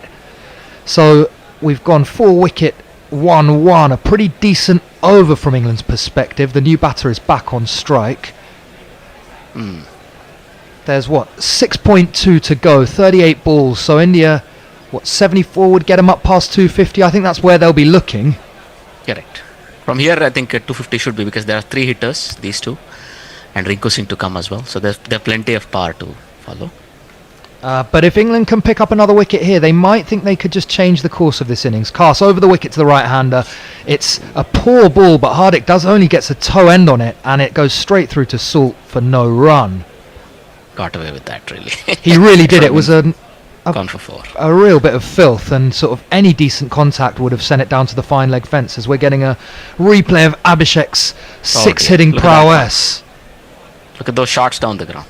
Yeah, I mean, and it's the flow of the bat, isn't it? I mean, it's absolutely fantastic to watch such clean striking. A real. Was Saqib injured? I'm sorry to interrupt. Was Saqib injured? But I thought he should have played this game, actually. Well, I dare say in Overton's place. Yes. As Kars continues, it's short. Hardik pulls down the ground. It goes to the man at long on for a nice easy single. So it's another excellent over from Kars. 7 from it. He's got 3 for 21 from 3. The thing about that, though, would be if you took Overton out and you put Saqib in, you'd be lengthening an already long tail, which I don't think would help, because you've been batting Overton at 7, haven't you? But the other interesting point about Saqib is, if you look at his first over, 3 wickets, no runs. Correct. One was, none of the wickets were particularly good balls, and it meant that his other 3 overs went well over 10 and over, and he didn't bowl especially well. So maybe they just thought he got lucky, and they didn't want to over sort of do that luck. Right. Jeremy Henderson of this parish says, didn't Rishi fix it so that half his staff could collect their bets on the election date? He did, actually. You're right. Suter, England needs some more South Africans in this team to improve their 11. They need something. They need something here, that is for sure. As Mark Wood's back into the attack, and it's a difficult caught and bowl chance, but he can only sort of parry it over the bar. It'll go down to the man at long on for a single.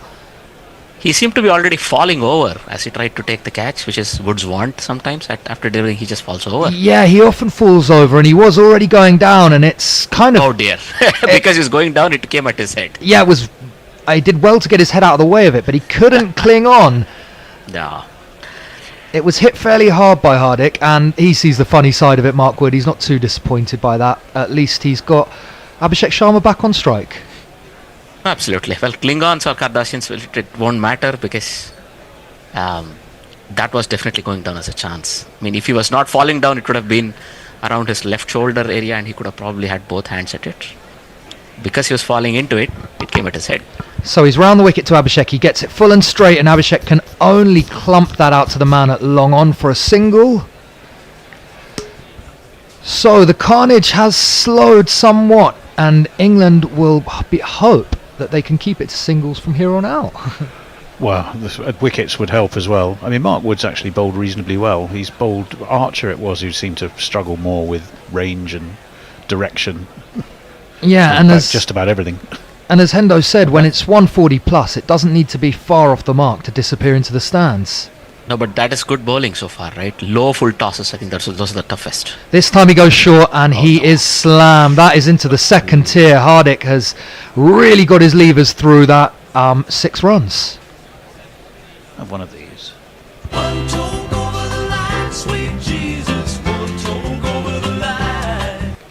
So that's the 16th 6 of the innings. Wow. So you can see the way he got his wrist and his levers moving through it. But nonetheless, I think this Hardik has a pattern. He sets himself up. He takes about 5 to 8 balls. And then he gets into that range that's almost hitting range like a golfer. And then he's able to tee off. Wood in again. Short again. Hardik, wow, that's the lovely... Oh, it's found the man straight at deep backward square and he looks disconsolate. I thought that was going right into the stands. We all did, but that was a setup, I'll think. It hurried Hardik, by the way. He couldn't place it squarer where he wanted to. Livingston perfectly placed out there on the deep backward square fence. Little boy, what on earth are you playing at? Oh. Yeah. Very well done to Wood. I think he cut this rampage right off at the start, otherwise they could have been worse. But it gives England something to bowl at. Rinku likes the leg side a lot. So I think they are going to be very happy to bowl wide into the 4th, 5th stump. Outside is off for Rinku. So they'd rather see Rinku than Hardik, who's on some kind of form, isn't he? He played really well in the 4th T20A. Yeah, he's been batting beautifully, and the picture speaks 1,000 words, doesn't it, of his face? I thought he'd got it so cleanly, but he's found the fielder, as often happens in T20 cricket. And England will just feel they've got a little glimmer of hope here. If they can get Rinku early, they're into the bowlers, and they might have a chance at pulling this back somewhere towards 230. Absolutely. We're having trouble with that mic. Are there no bad my pun? I made a terrible Star Trek based joke. Are there no reactions yet? I'm not sure we heard it. Fair enough. It came and went. Eventually, somebody somewhere will realize it. That's like a lot of humour. So there we are. The last 40 balls, they've dragged the run rate back just under 10s. So these middle overs have been, well, contextually a success for England. You're always going to struggle if a side has got 95 against you in the power play, which I think is what India got. As Wood comes over the wicket to Rinku, he tries to cramp him. Rinku just nudges it into the leg side for a single. He's off the mark. Good work. I want to see some runs from this lad Bethel, because he has the potential to play just like Abishek. I wonder if there'll be a promotion for this lad. Well, you never know. He was batting at 3 a bit, I think, during the Big Bash. But he's been in a slightly leaner run of form, hasn't he, Jacob Bethel, who seems to have the world at his feet, but he's had a few low scores of late. You can see that shot, absolutely. From Bethel, I'm looking forward to a lot from him. Maybe even an over or two could have helped. But, I mean, we see the replay of that shot from Pandya, and he could only sort of flick it just below his eyes, away from his comfort zone, and that's why it went to the hand. Woods wide to Abishek. It's just inside the wide line. Abishek can't get a hold of it, so it's a really great line. And a decent over from Mark Wood. 9 from it and a wicket. 194 for 5. We should, is that last 5 overs? We should be welcoming back Messi, I think. And see you guys later. If I'm right, thank you. Indeed, Ajit. Messers will return. Hendo should be joining me, and we shall see what India can concoct by way of thumping runs in these last 5 overs. 5 overs, you'd expect at least 50 runs, wouldn't you? Particularly in these circumstances. Well, you would. 194 for 5, but as I say, 95 in the power play. They would be disappointed if they didn't get past the ground record in T20Is, that 240 in 2019. Yeah. But England have put the brakes on here, and 5 wickets down with they've still got Abhishek Sharma there though. 108 for him. Rinku Singh, the new man, just a single, and it's going to be Jofra Archer who's gone for 47 off his 3, but most England bowlers have taken some tap. That one's defended by the left-handed Rinku Singh out towards short cover, fielded by the captain Jos Butler, and there is no run. Hendo has settled himself into the summary chair. Well, Abishek has been becalmed almost because he's had so little of the strike in recent overs. 108 from 45. I mean, he got to his 100 from 36, so he's only got run out of balls since then.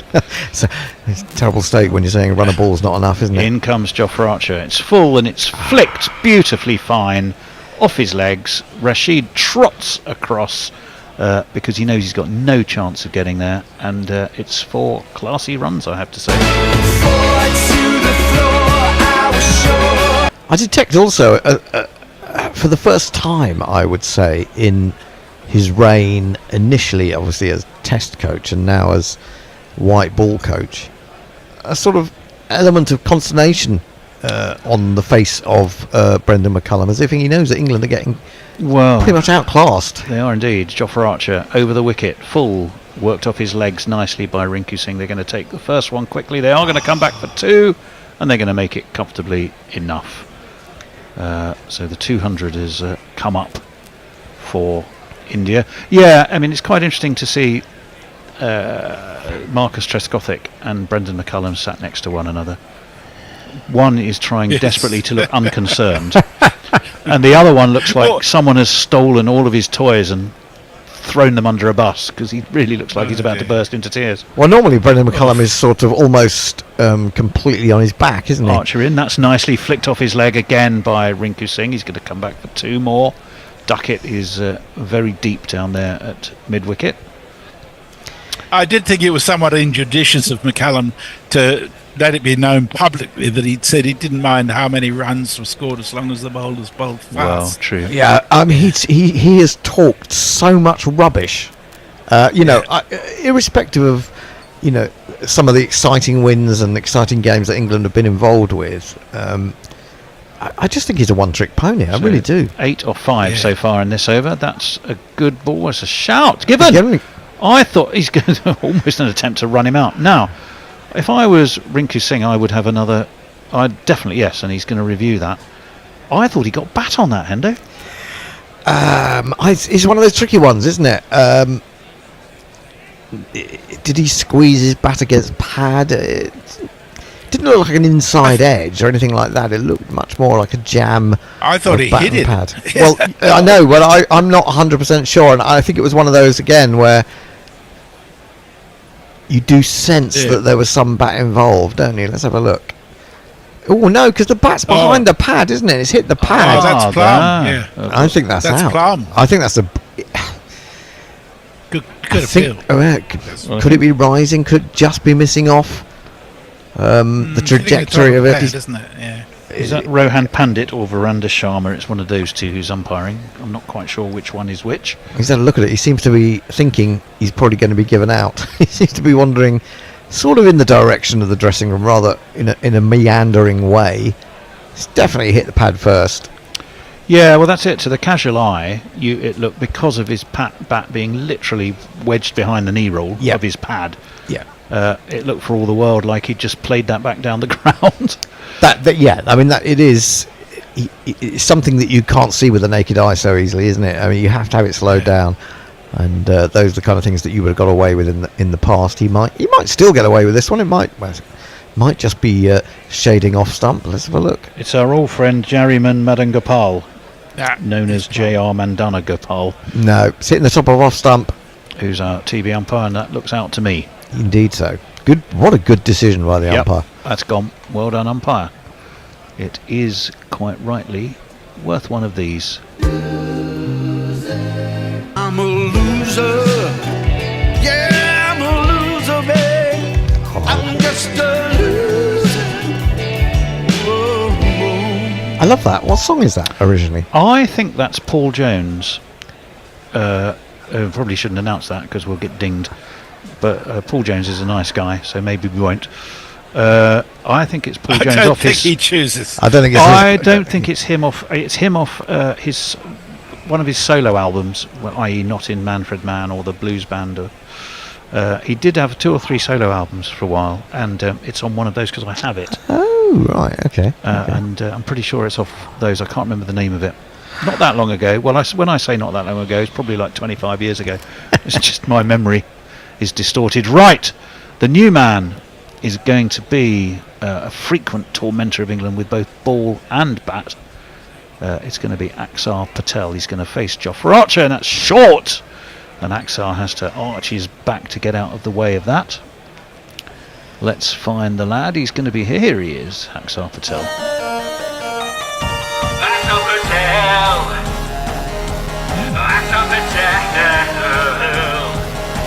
Nice little short intro. 202 for 6. Messers. So Sudahu says England need some more South Africans in the team to improve the 11. Stephen Kelk, who's busily enticing me to go to Maastricht to look at his new cricket pitch there, says, just passing through, I see the India are going to score 1 million runs. Leah says, it's a shame you guys managed to elect Labour. Can you imagine Sunak and Merz, whom Germany might well elect, meeting as the dipshits of state? Oh, God. Right, Cass around the wicket. Smashed back down the ground, straight as an arrow by Abishek Sharma, and he adds 4 more to his already imposing total.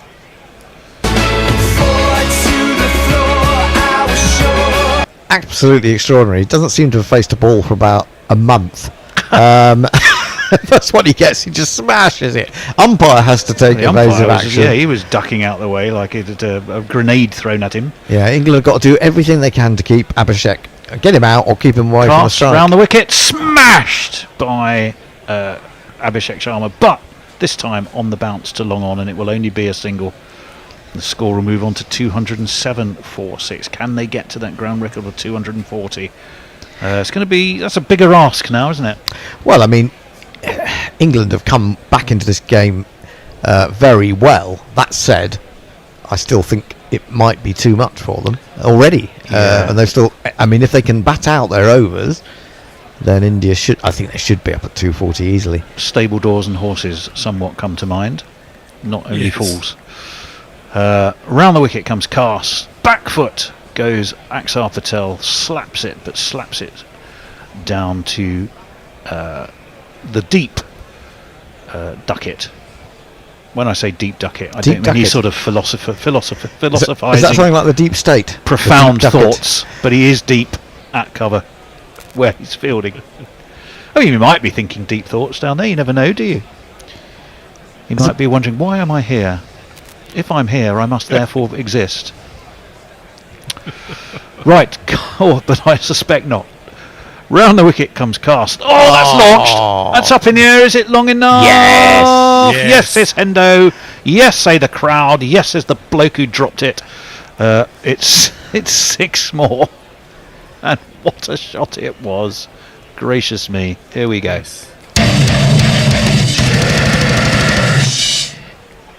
I mean, they've just run into one player here who has just struck the richest seam of form. I mean, he'll want to just take today home with him and replay it time and time and time again in his head. Yeah, but I mean, he did it in the first of these T20s. I think he ended up getting 70 odd. But what can Cast come back with? Round the wicket, smashed down the ground. It is going to be fielded though. Harry Brook it is, who jogs across and will restrict them to just the one. It'll bring Axar Patel back onto strike. It's 215 for 6. 15 fours we've had, 17 sixes. How many of those has Abishek scored? My guess is probably at least 12 or 13 of them. 11. 11 of them. Okay, yeah. I wasn't quite so far off. Well, in the scheme of things, Cast has bowled very well indeed. He's got 1 ball remaining. He's got 3 for 34. Well, he's gone for 13 so far off this over. This over, yeah. That's spoiled the figures a little bit. Round the wicket he comes. Oh, that's beautiful. Just gorgeous, flowing bat from the left-handed Axar Patel, who has got 4 runs in the most effortless manner back over the keeper's head you could possibly imagine. 1 and 2 and 3. and 4. I'll tell you who is going to be happy, Hendo. Who's that? This bloke. He wasn't looking very happy, was he, when England were well on top in England were well on top in that fourth T20 twice, but then let it go. What you have to say is that it can't be a bad wicket if Axar Patel can come in and play a shot at that third ball, to be honest. So England shouldn't feel that they're completely out of it. It's going to take something quite special, and of course there's still 3 overs to go, so more damage can be done. But it's going to have to rely on India's spin bowlers actually not spinning the ball for once. Which is highly unlikely to happen. Speaking of spinners, I think that they will. I mean that's going to be the problem for England. Is that there's going to be is the pace off? I don't think England have utilised the slower ball very well today at all either. Well, that is the problem with this England approach. It's blast them out rather than subtly get them out. And if it's about two philosophies of how to tackle T20 cricket, blast them with pace or bamboozle them with spin, then I think we know which one's winning. Here, this is Adil back into the attack. Adil Rashid on the 45. Adil Rashid on the 45. Oh, it's our old friend's corner shop again, isn't it? It is indeed. 219 for 6. Adil 23 off his 2. Oh, and that's... He's not going to get a wicket. That's horribly wide of the left-hander's off stump. Abishek had to reach for it. I think he's going to come back for 2, isn't he? Yeah, he is, yeah. Just about got a toe-ended bat on it by really having to stretch. We're watching the replay, though, of Axar Patel's glorious, lofted, straight drive. Yeah. I should have mentioned that Abishek has now, with 11 sixes, set the record for the most sixes in a T20 innings for India. Oh, well done him. It's certainly been a terrific knock. Launched by Abishek. High, handsome. Make that 12. Over the sight screen. That's the 12th six. And, he's just unstoppable at the moment. And there certainly was no stopping that one. The number of the day really hops and kicks. The number of the day is 666. It's his footwork, though, Hendo. His footwork is a joy to watch, isn't it? It is tremendous, yeah. But I mean, also, I think it was Nick said, the flow of the bat. It's the looseness of his bat, in a way, the looseness of his wrists, which enables him to get that extra power and timing into the ball. It is gorgeous. Yeah. Sometimes if you grip the bat too tightly, you can actually, it reduces your ability to hit long. 27 for 6, and he's knocked Rashid off his line because that's a wide down leg side, and as bad a piece as filth as you'll ever see Rashid bowling. You don't see him bowl too much of it. I mean, if you're bowling spin now, I think you've just got to fire it in here, haven't you? You can't throw it up. That's going to be another wide. That's another wide, not quite as wide, but still wide because it was down leg. So that's 2. That's a bit unlucky because I think he was trying to bowl him round his legs with the googly, and it did turn back a little bit, but not enough. 229 for 6 now. Rashid in. Abishek comes to meet him, guides it away out towards deep mid wicket. They take a single. Livingston fields, and the score goes on to 230 for 6. Yeah, I think that was low full toss that ended up being. He decided he was going to come down the wicket to that. Still got 3 balls to go in this over. Well, here's the first of them. Back steps Axar Patel, angles the bat, steers towards point, gets himself a single. Archer does the fielding. Yeah, that's all he needs to do, doesn't he? Just give it back to Abishek. You might have thought that a batsman, having been starved of the strike as he was for a little while, would have lost his timing, but no, there we go again. Well, it is. He's launched another one. Lock, load, fire, repeat. Straight back over the bowler's head once more. And the net result is that his 13th? I'm losing count. It is. It is 13th 6. Let's talk about 6. Let's talk about 6. Let's talk about 6. There's another 3. That was a Arnold Palmer at his finest. Not that that reference dates me. Oh, that one's launched high and handsome. That might not be long enough. He's going to be taking his knee. He is. Yes. Abishek's knock has come to an end. He went for the lofted extra cover drive. It ran into Jofra Archer about 10 feet short of the boundary. And finally, again, whilst horses and stable doors might come to mind, Abishek has gone for 135. Probably enough, though, to nail on his Man of the Match award. What's the best thing to play him? I don't want loser, because that's not fair. We don't want fuck off, because that would just be unsportsmanlike. I think we'll go with this.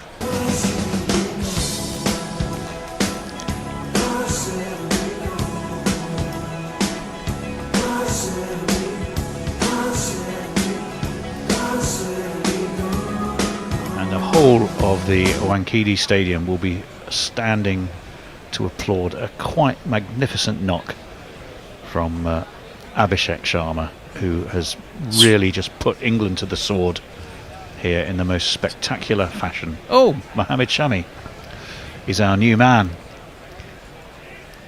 He's strike rate of exactly 250. Who, Shami? Well, he's going to face Abishek. Mark Wood. Oh, I was going to say that sounds a bit unlikely for Mohammed Shami. Worked off his toes, though, because it was the end of the over. Therefore, it was Axar Patel. He's got himself a single. And the new man, who I will find to celebrate for you, is going to be in. Has the bear got him here? Yes, he has. Here he is. Mohammed Shami. Mohammed Shami.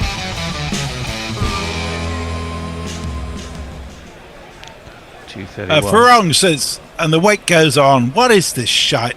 Now he, Ducket, will be expected to make 130 or 50 balls, for fuck's sake. If anybody can, I suspect he or Butler could. Rashid has been hiding, says Sudahu. Festival of Sixes, says Sam. Wood in. And Leah says... That's between bat pad and leg stump. And there's no run, but it could have... all sorts of things could have happened. Not much did, and we soldier on. It was a really good York. It was a really good Yorker. Only thing lacking was the fact that it wasn't quite straight enough. But if you can do that, I mean, you know, Shami is not going to be expert at playing 152 km/h Yorkers. So I think that's what Wood's got to aim at in these with his last 4 balls. Well, we shall see.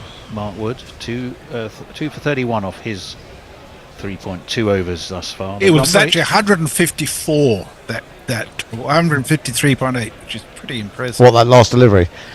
Yeah. Well, and he comes over the wicket. Oh. To the right-hander, Shami. That looks pretty plumb in front to me. Not to the umpire, though. Going down, I think. Going down leg. Who's not fielding that? Yeah, wondering is off. Rayan Ahmed is on. Ahmed is on. Yeah, not sure. They're not going to review it by the looks of things. It was one of those that if they had 2 reviews remaining, they might have used it, but it might depend who's batting. I mean, if you've got Mohammed Shami out there, is reviewing actually going to help you? You might want to keep him out there, to be honest. Although it was going down leg. It's hit the back pad, and I wouldn't be surprised if that maybe just clipping the leg stump. That said, the umpire gave it not out. So well, he got a leg by. That one is worked away by the left-handed Axar. We keep seeing Ben Ducket with his deep thoughts at deep mid-wicket. I think he's going through that Ducket head. That's fascinating me now. What is he is he thinking? What kind of curry do I want for my tea? Is he thinking? How am I going to tackle the ODIs because this series is already gone? Do you think he's thinking about the even littler Ducket that's back home that he had to go and attend the birth of last summer? Was it? Could be, yes. Was that last summer? Well, I think it was. A duckling, presumably. A duckling. Right, Mark Wood over the wicket. An attempt by Shami to sort of roll it down to third man. He doesn't achieve that.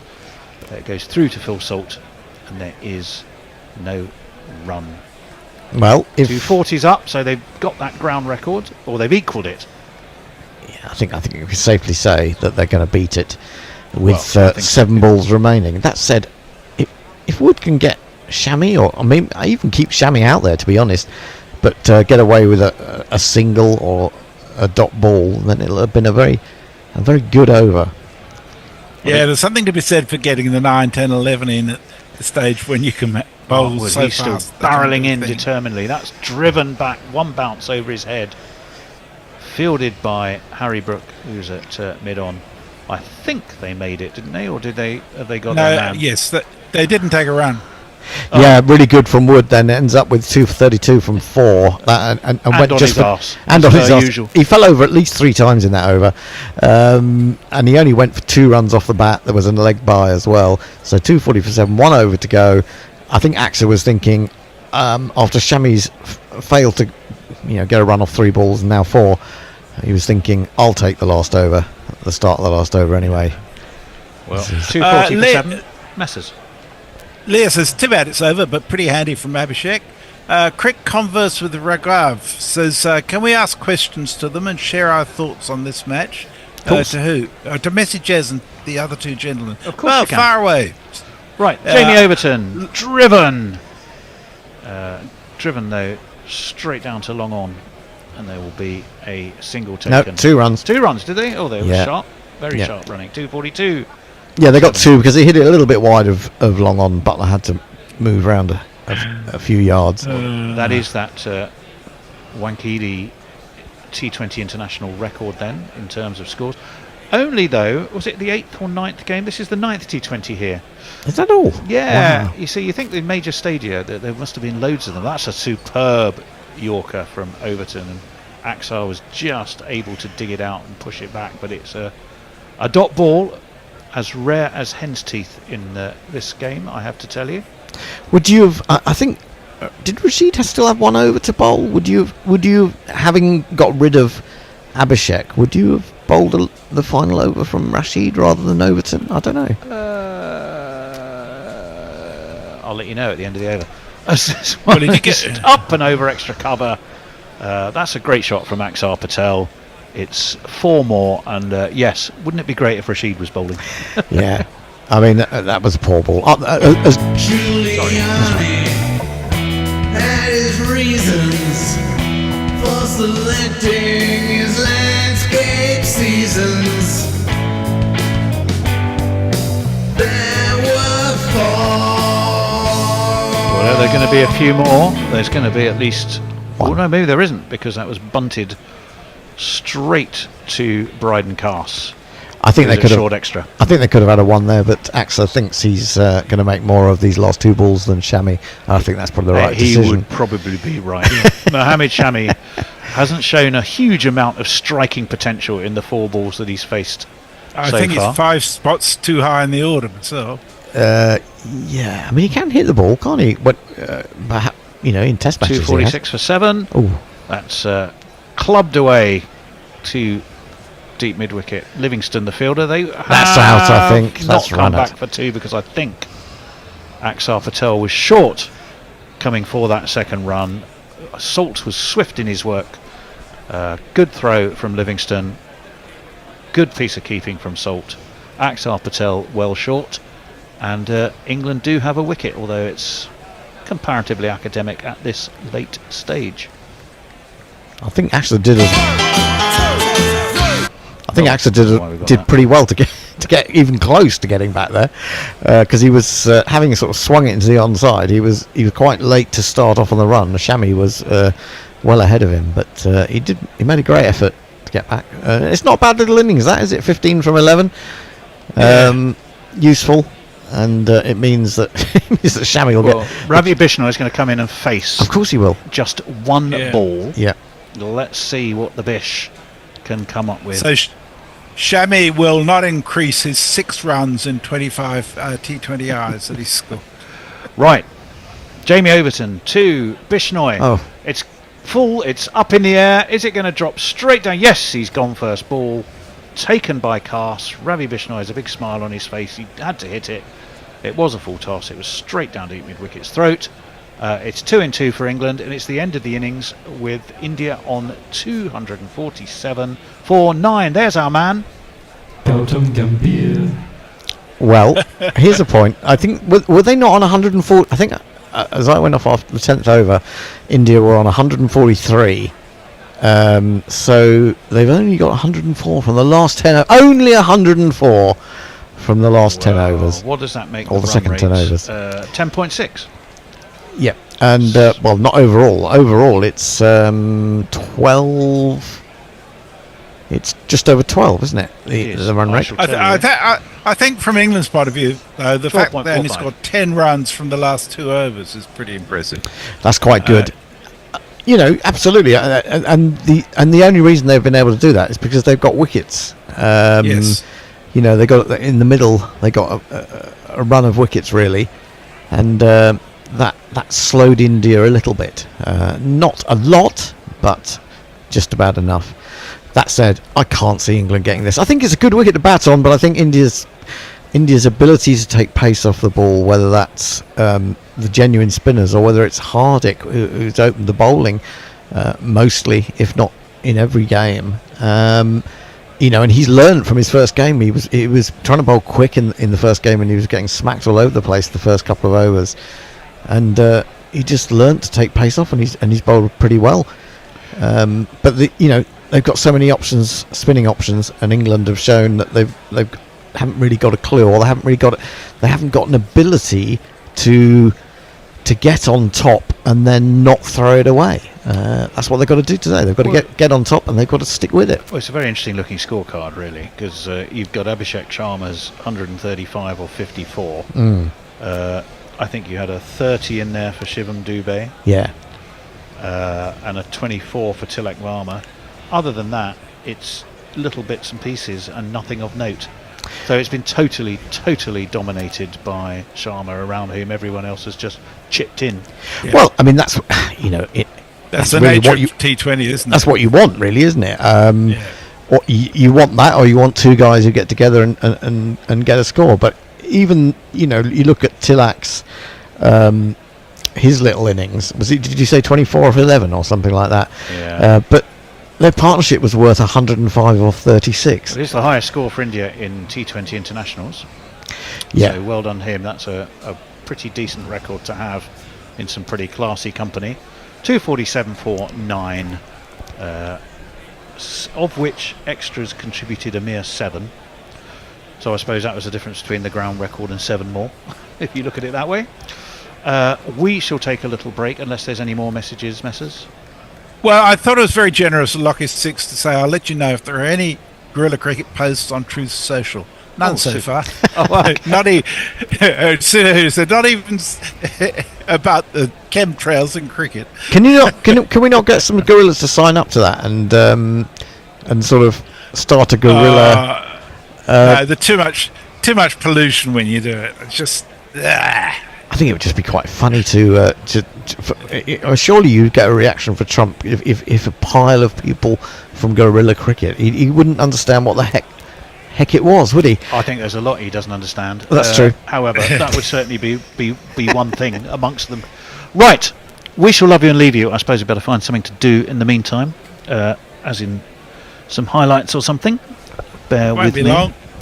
I'll see what I can dig out. Well, I'm going to dig out the kettle and have a cup of tea. I'll catch you very soon. All righty.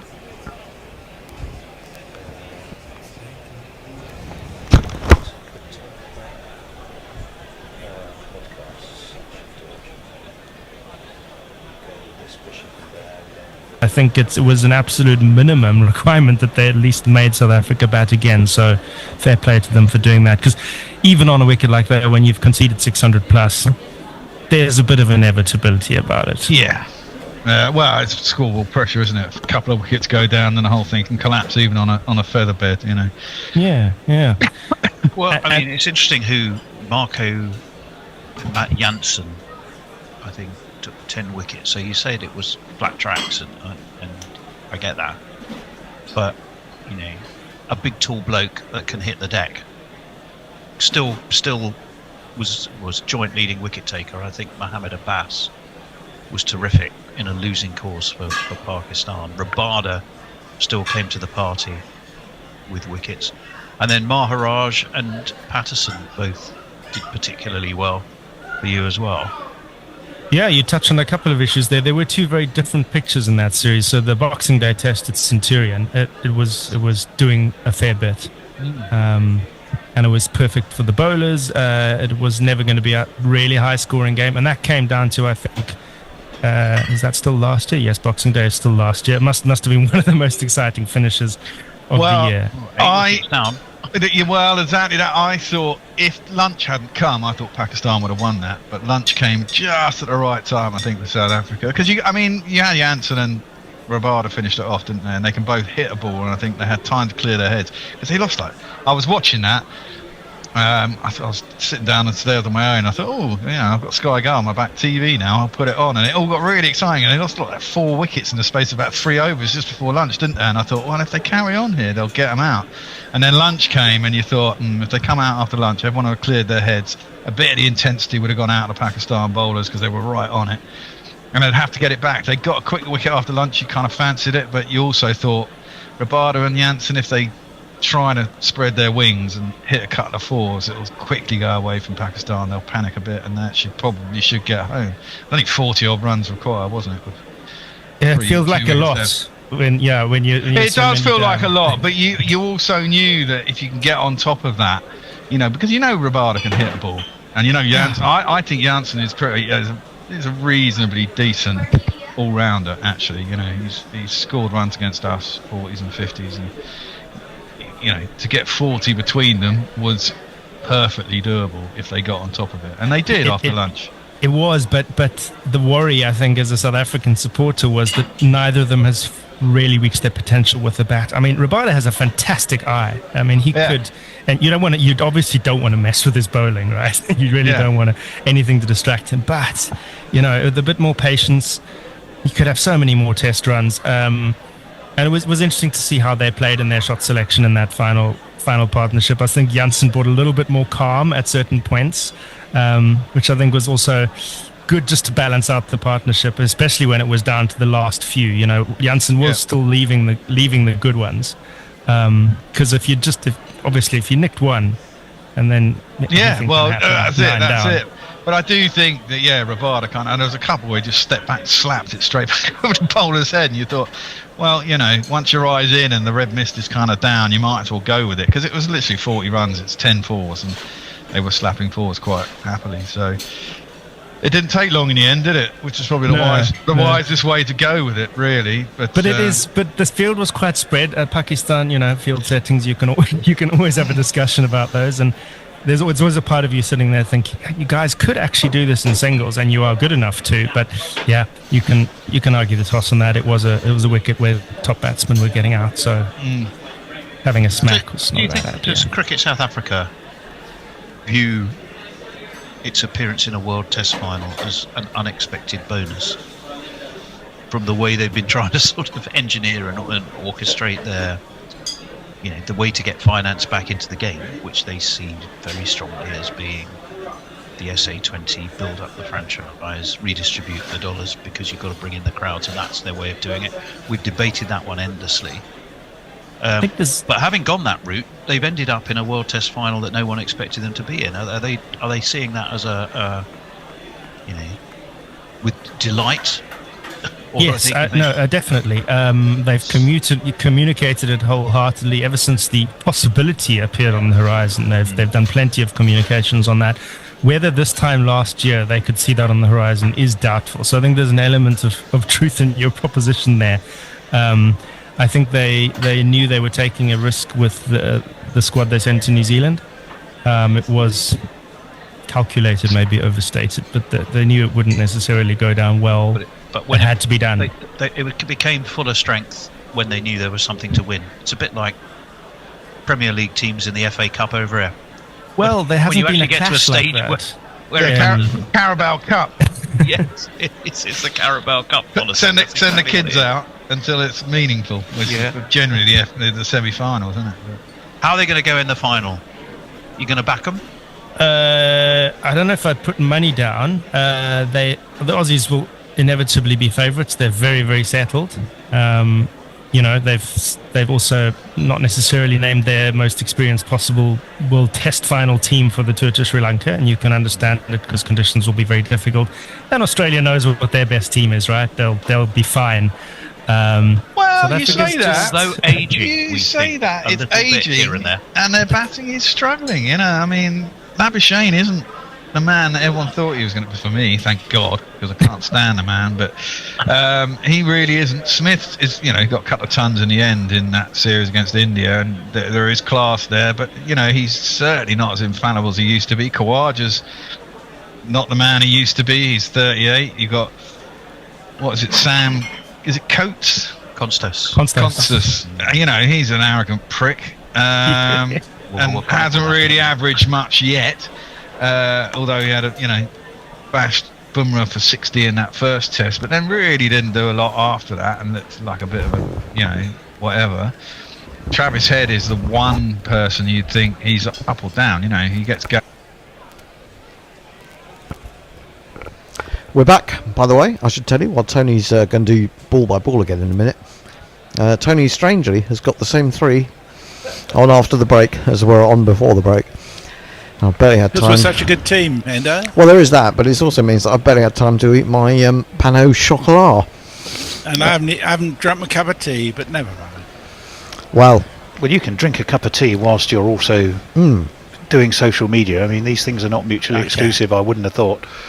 Right, it is the batting magnificently Mohammed Shami, lustrously bearded Mohammed Shami, who's going to be opening the bowling. 248 is what England need. There's a slip in place. Well, there's 4 of them. Absolutely nailed away through extra cover for 4 runs.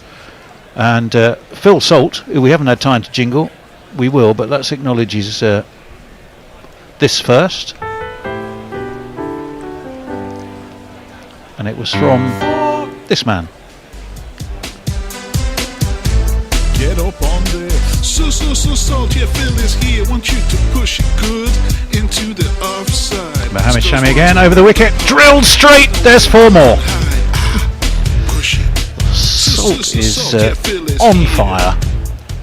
We'll go with this one. 1, 2, 3, 4. So 8 off the first 2. They're going to need to be going at a fair old clip. I mean, India were at 95, weren't they, in the power play? Well, they need 12 and over. Over 12 and over. Well, there's 8 of them. 95 for 1 in the power play, India. The 100 was up in 6.5 overs. But then they all slowed down a little bit because it took them to just over 15 overs to get to 200. In comes Mohammed Shami. Launched! That's gone the distance. High over deep mid-wicket. That's what they need in this over. Phil Salt has said, do you know what? Let's just crack on.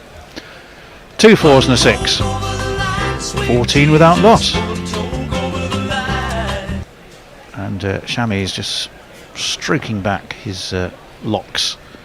Somewhat thoughtfully, but still with a rueful smile on his face. I This think could be fun. Well, it could be. I mean, he absolutely climbed into that, did Phil Salt. Straight off middle stump as well. And his timing, direction, angle of elevation, speed of wrist, you name it, it had it all. Shami, that's gone straight up in the air. I think that's not going to go far enough. Is someone coming around underneath that? No, he's got away because the infield was obviously in.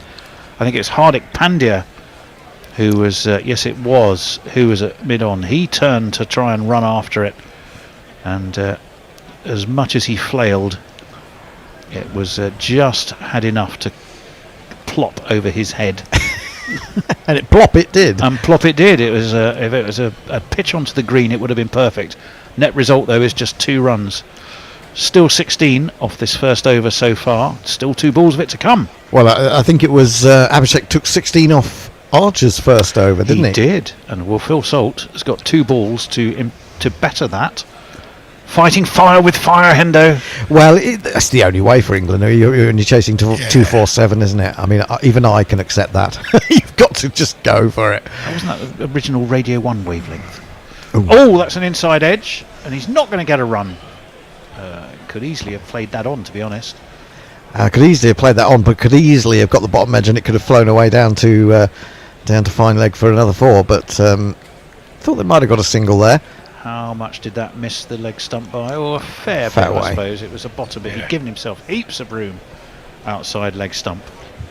Yeah, they've got to go for it. Went to short third. You know, Short, England are either going to make a fist of it, or they're going to be, 40 for 5. I should imagine something like that. Well, we shall see. Mohammed Shami, he's a canny fox of a bowler.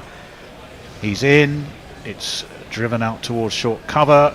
He will beat Abishek Sharma's first over to the tune of 1, because England are 17 without loss after the first. India, remember, was 16 without loss in their first over. Messers. Lockie Sixers ahead of the required run rate from ball 1. We've got this. Yeah, don't get too carried away, Lockie. It's going to be very interesting, isn't it? I think that Salt could really use something here. He did all right in the last game, but if anybody can do it, he's certainly in a good position to do it. Well, he needs to have one of those innings, doesn't he? He needs to have one of his great, the knocks that he's played against the West Indies in particular.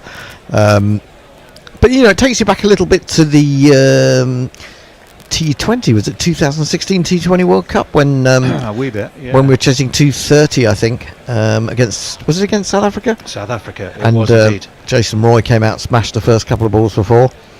Right, yeah. Over the wickets, Hardik Pandya, the new man, and that's cut. Oh, it's beautifully stopped at deep backward point, actually, or it's not deep backward point, but backward point. Bishnoi completes the fielding. Jurelides actually behind the stumps, is it? Jurel behind the stumps? Oh, hang on, he wasn't in the team. Oh, is it another? Is it another concussion substitute? What have we done this though? They've taken Shivan Dube off and said, let's chuck on a wicket keeper instead. Well, I guess if it's in the rules, if it's in the playing conditions, England could do the same if they. Well, I wonder why that is. I mean, Dhruv Jurel, of course, is a wicket keeper. Yeah. Was he in? Is Samson off? Samson's off, is he? Okay, so Samson off, Jurel in. It is a like-for-like substitute, unlike Pune, when I think that was stretching the concussion sub-rules somewhat. That's short and wide and deliberately with the pace taken off by Hardik Pandya, and it was sort of looped over an attempted cut by Salt, who doesn't get anything on it. It's 19 without loss. Well, immediately, isn't it? Immediately Hardik has gone to this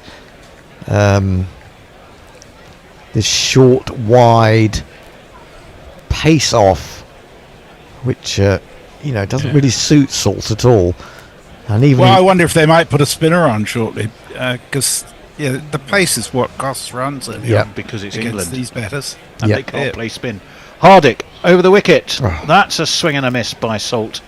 And it is interesting, isn't it, chaps? As soon as you get a little bit less pace, and maybe just a little bit more variation, everything that was being connected with suddenly isn't. And is it? Well, you'd like to say, is it the experience of the IPL that makes India do this more proficiently? But I mean, Archer's played enough IPL, hasn't he? Not really that much. Has he not? I thought he played. Because Is he always injured? He's been signed up to an IPL side. He's certainly played a couple of times. He's certainly played a couple of times. Right over the wicket. A few. Hardik gets another swing and a miss by Salt. There was a bit of swing actually. There was, yeah. For Hardik there, a way swing from the right-handed Phil Salt.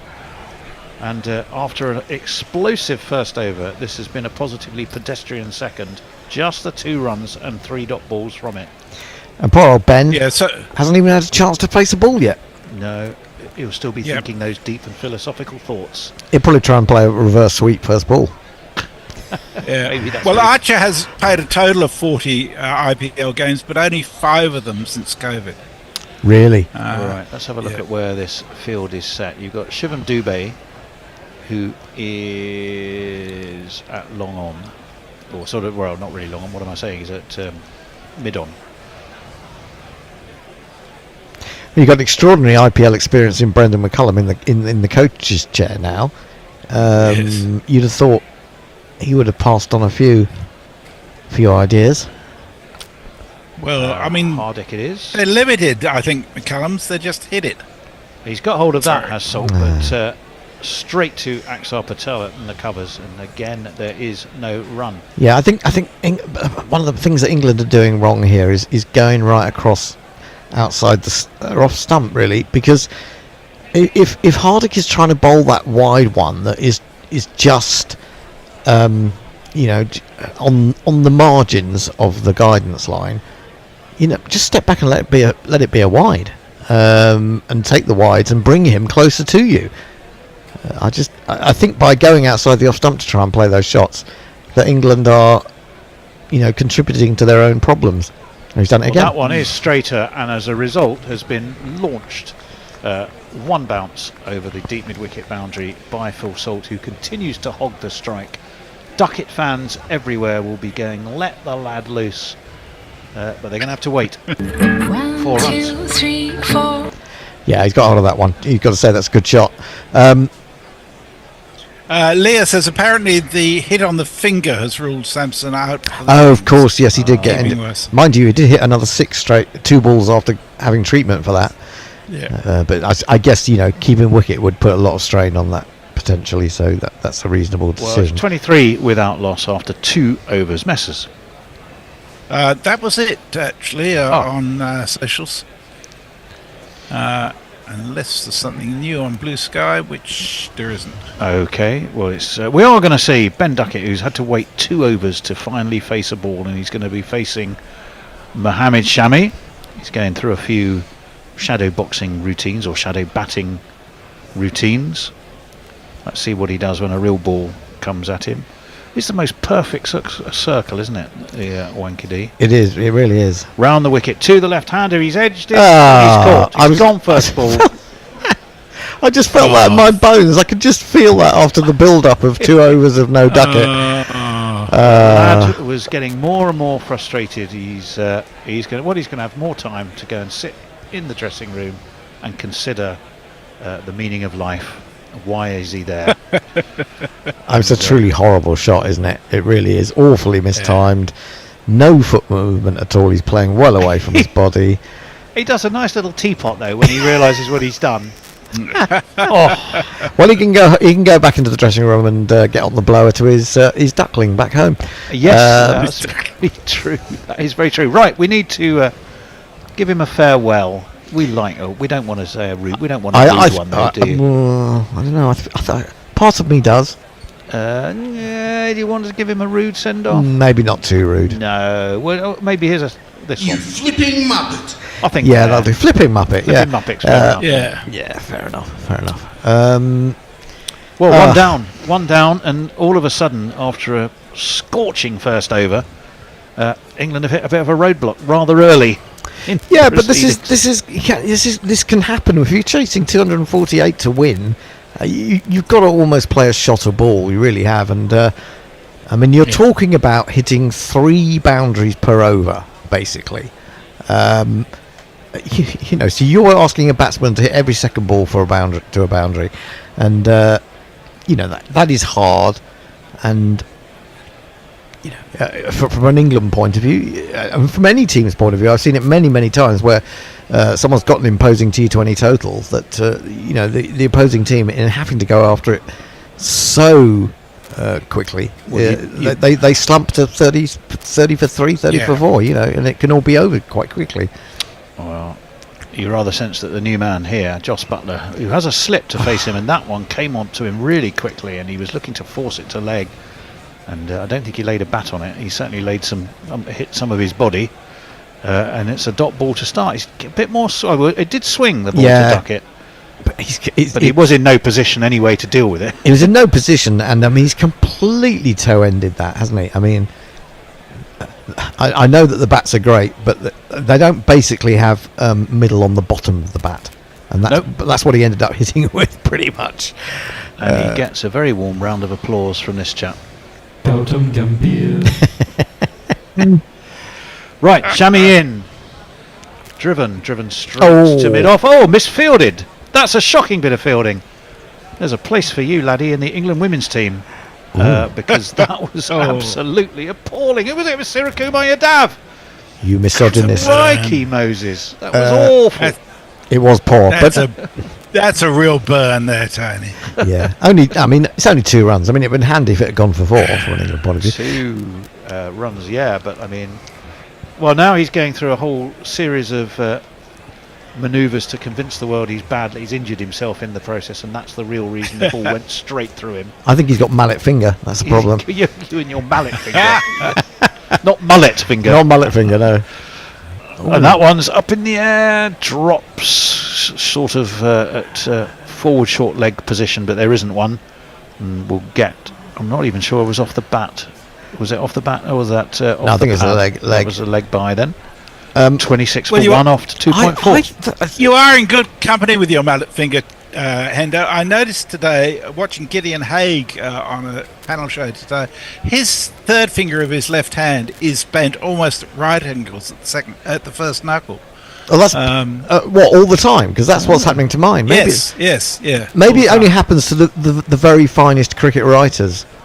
Do you think that's what it is? Exactly. That could well be it. Right, Phil Salt is facing Mohammed Shami, drives him magnificently, just wide of mid-off, and gets himself 4 runs.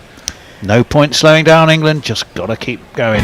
Giuliani had his reasons for selecting his landscape seasons. There were 4. Yeah, it wasn't a very good ball, was it? But it was really put away well. It was indeed. This one is launched away through mid-wicket, but there is a man at deep mid-wicket. It's Rinku Singh who does the fielding. It'll be just a single. It means that England, after 3, chasing that enormous 248 are, and I'm not quite what it's 27, is it? 31 for 1. 31 for 1. Well, you'd be saying, wouldn't you? Be saying that's not too bad a start. Okay, you lost a wicket, 31 or 3. That's not bad, but it's already 2.5 runs and over behind the rate. Messers. Lucky Six says started the boring middle overs a bit early. Ravi Natarajan says, Tony, your sexist remark is shocking. I beg your pardon. Yes. Chris the Choir says for 1 over, England were in a better position. 17 for Nana versus 16 for Lang. Couldn't last. No. Lucky Six says the Australian women dropped 5 catches too, so don't limit misogyny to England. They did, yes. They didn't have a great time in the field, but then they didn't need to. In my defence, you should hear what Gideon Haigh was saying about England's performance, and anything I said, it was considerably stronger than that. That's beautifully flicked off his leg. It was a full toss by Hardick, and Phil Salt has just dismissively flicked him over deep mid-wicket for another one of these. Wow, that was wasn't that a great shot? That was incredible. It wasn't a great ball, but it's quite low, isn't it? And he's hit that very flat indeed. It's all wrist. Yeah, it was all wrist. I mean, a couple of years ago, that would have been out of LBW in the IPL, I reckon. Probably. It's not an easy shot to hit at all. No. Interestingly enough, what I'll tell you after this ball, as we wait for Hardik Pandya, who drops this short. That's going to be caught, is it? No, it's going to drop somehow between 3 fielders. A point, cover, and somebody else. I'm not quite even sure where they appeared from. He placed it perfectly in a sense. But somehow it just dropped between all 3. Why is he going after that? That's going to be a wide, unquestionably. Well, there is that. Actually, it could have been a catch, running back catch. Only just out of reach, isn't it? Was that who was that? Who was it? Axar sprawling. I think it was Axar Patel. I think it was Axar Patel, possibly. Well, the net result is he's got himself a single, and he'll bring Jos Butler back onto strike. I was going to tell you, spin has by far the best economy rates in its varying forms here. Certainly in the IPL. Speed on the other. Quick bowling has the best bowling average. Really, in terms of wickets, you mean? Yes. Yeah. Okay, that is interesting. 38 for 1 is where England are. They're chasing that huge 248. Is that an 11.4 required run rate? Yes, it is. No, is it? Well, I'll tell you, I'll have to double check that. That's down leg. No, it's the run rate they're going at the moment. Okay, so they are slightly south of where they need to be. Yep. Well, that'll be 1 free 1, which will help. They're going to need possibly a few more of those. A few more, but that's definitely better than nothing. What are they going at the moment? I shall tell you. England are going. Current run rate is 12. They require 12.5. So they're not far. No, it's down to 11 They are in the power play. It's 11.7 actually. So after that ball, it came up as 11.7. Okay. So that is the required rate, the 11. Yeah. Then no. That's the rate that England. Okay. Right. Anyway, Hardick It's all over the right. wicket. At this stage, it's foot. Smacked straight to mid wicket by Joss Butler. No run. Now, I'm worried about Butler here because he didn't start very well last game. I mean, he has got runs in this series and he's looked good, but early in his innings, he just seems to be. I know you've got to go for it, but that's a horrible slog, isn't it? It was a smear across the line to a straight ball, really, and that can end badly. Well, let's have a look. 39 for 1. I prefer to see him hitting straighter. It's going to be in from what I think is the Tartar end of the ground. That's up and over cover, and Joss Butler will get himself 4, and they did connect with that in exactly the way he would have wanted. 4 runs. Just four.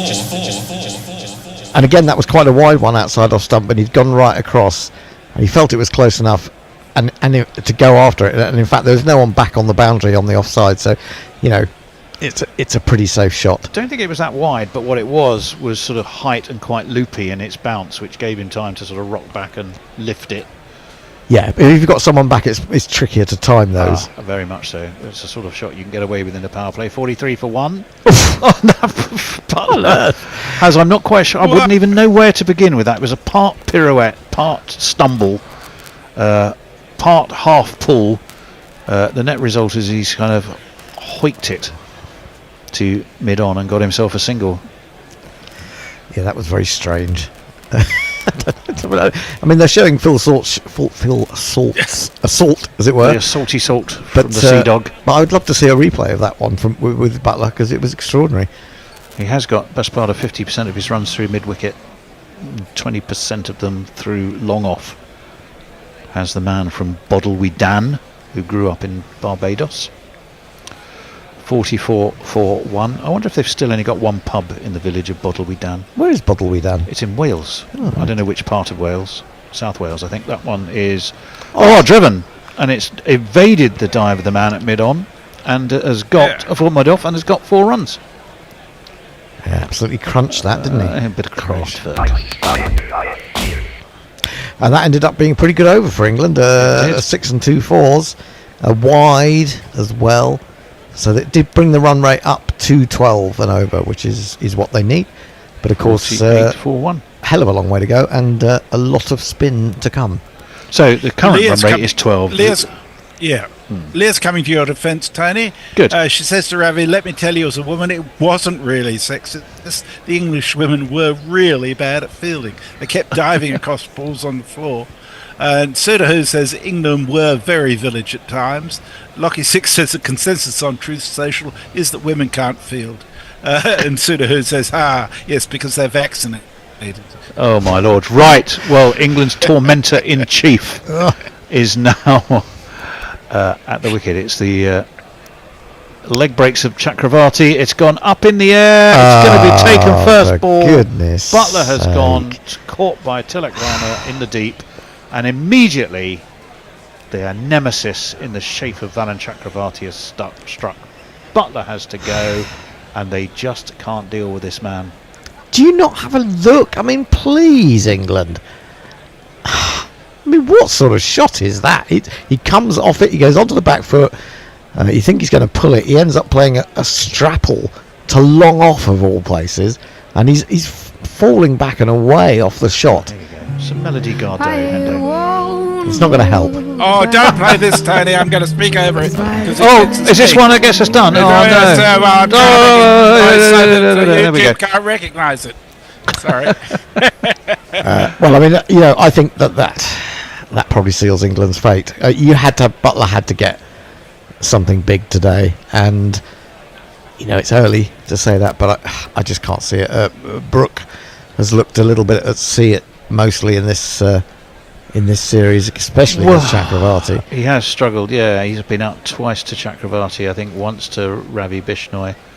Three times, I think, to Chakravarti, and once to I do Bishnoi. not understand why England, with his spinners, will not have a look at one ball at least. I mean, I'm even chasing 248, and then need 200 more now, but even chasing that, have a look. Just get some idea of how the ball is coming off this pitch. Well, he does sort of have a look, because he just pushes this to mid-on and takes himself a single. The score moves on to 49-4-2. Remember, Varun Chakravarti has just struck with his first ball of the match. Harry Brook, so far, I can tell you, he was bowled by Chakravarti in the first game. He was bowled by Chakravarti in the second game. He was bowled by Bishnoi in the third game. But he did get that 51 off 26 in Pune, where he was caught by Chakravarti, but off the bowling of Singh. And that one is sort of cut by Salt, but cut straight to cover. There's no run. No, they did manage to they get did through manage. one. They managed Yeah. to scamper a single, did they? Yeah.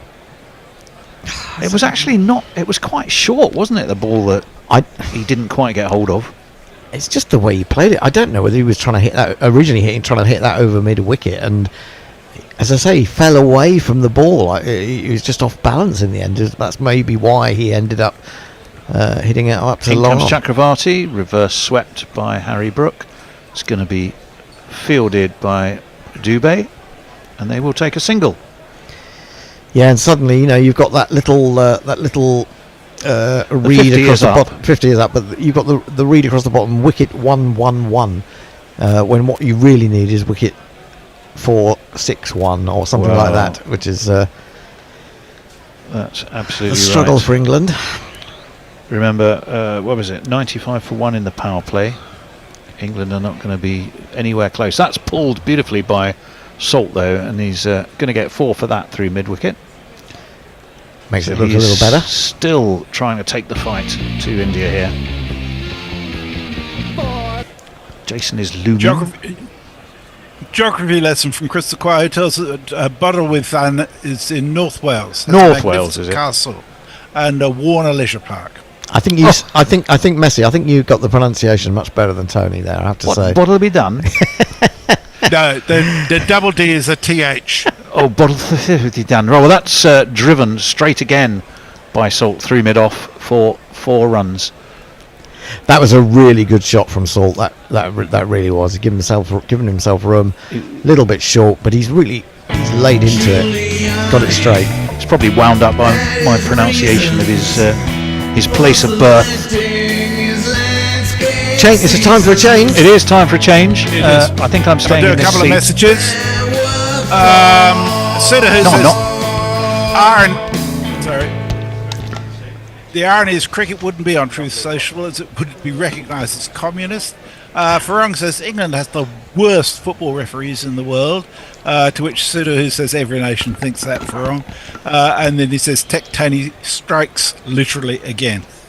Tony. I think it's absolutely right. I was talking to Tony on the way in.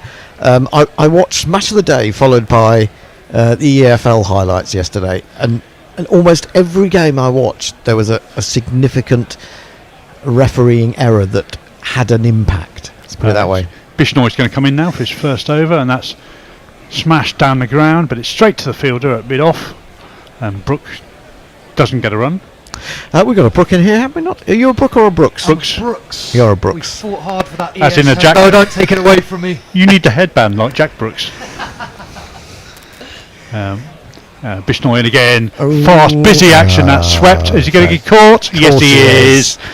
Brooks' poor series continues. Possibly the right shot, but probably not the right execution there. He's just a little bit aerial. And he succumbed again. You're playing that shot to a leg break. I know people say Bishnoi bowls mainly googlies. In fact, I think that didn't turn at all. I don't think much has turned at all in this whole game. You've got to be confident that that's going to go all the way, haven't you? And when the pace isn't as it's not coming off the pitch at the pace of someone like Archer or would, that's just not going to go. And I think England just waste their wickets. They waste their talent. That's the most annoying thing about England. Yeah, what do you think, Nick? Yeah, I mean, the struggles against spin continue, don't they? And you do think, I mean, even chasing 250, that a guy like Harry Brook, who strikes 160 against pace and struggles against spin, he's got to give himself a chance, doesn't he? And it's a sharp take by Varane, but a poor shot choice, and England here really in tatters.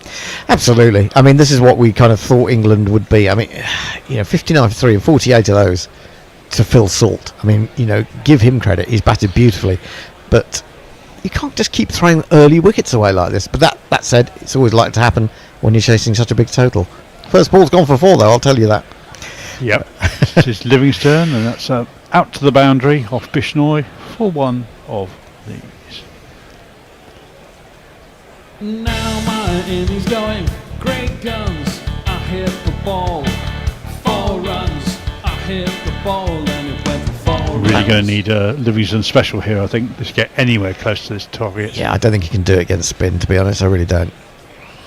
And that's lovely, that's nice and floated onto his feet in front of the stumps, and all he can do is just dab the ball back out, and Bishnoi runs and picks that up straight away. It's becoming a fairly hackneyed debate quite quickly, but Joe Root's case for a place in this side's getting stronger by the minute. Absolutely right. And I was going to say, with the one-day tournament coming up, well, the one-day series here first, which Joe Root has arrived for now, I believe. Again, floated up, and that's driven through Bishnoi, and that rushes all the way down to the long-off boundary for another 4. Useful shot. Pretty sure that was a bump ball, wasn't it? I don't think that was a catch. I think he's banged that into the ground, hasn't he? He smashed it to the ground, but Bishnoi's more in self-preservation than anything else, throwing his hand up to try and stop that. Joe Root definitely, because he can sweep, unlike most of these players. Again, that's into the block hole, and that's smeared and sort of overhit into the ground, down to long on for a single. It's the end of the 6th over, end of the power play, and it's 63 for 3. 68, I think it is. Let me see what's happening on the socials. YouTube screen needs adjusting. Oh yes, yes, sorry, that's a 3-man team. That's me. I was more worried about the fact that Nick's mic is not going particularly well. Leah says communists are right-wing deviants. Discuss. Right great piano concerto, says Surya. That's a fair point. There are no communist people left, says Lucky 6. And Leah says, count yourself lucky I'm playing Remnant while hanging out in the chat. And Susie Who caught your message before I did. I'm sure that was all about. Well, end of the power play, and England are well behind. Oh, that's out. And that's hit into the air so high, and it's no problem at all for the man who comes in from the boundary at mid-wicket, and Liam Livingston has given his wicket away yet again. There's no responsibility. There is no responsibility in this England team. They don't seem to care. They'll just go back, and as long as Brendan McCullum keeps selecting them and keeps making excuses for just going after every single ball, this will go on, I'm afraid to say. And I think the people don't get the fact that Varane is somewhat skiddier than they think he is. It's always on them a little bit too quick. Well, I mean, also, we've had 4 games in India where England have seen the way that India are bowling. They've seen that they're not clearing the boundary regularly.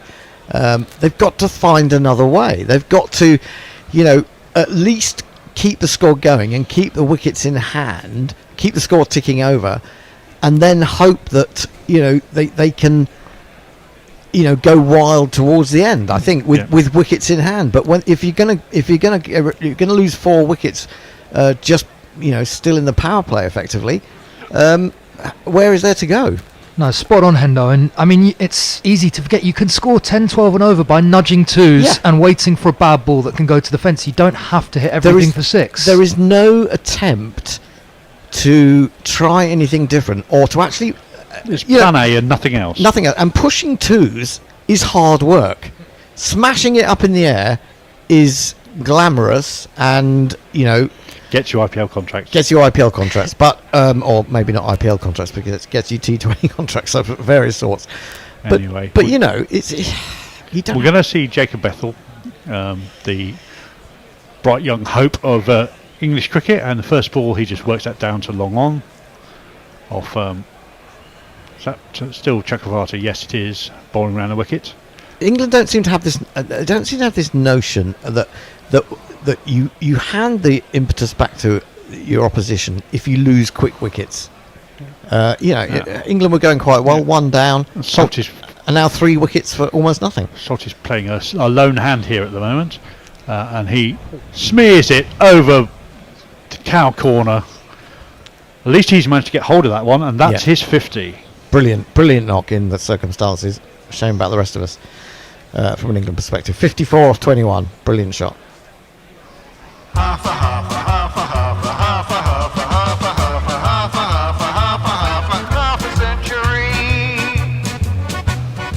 I mean, I say smeared, but that's probably giving him a bit disservice. No, that was a powerfully He's hit. drilled that. He's absolutely drilled that. He really has. Yeah, it stayed very flat. It was a really clean strike. And there was a guy out there, and it's gone sailing over his head. Varane, what can he do? He's got 2 for 18 already.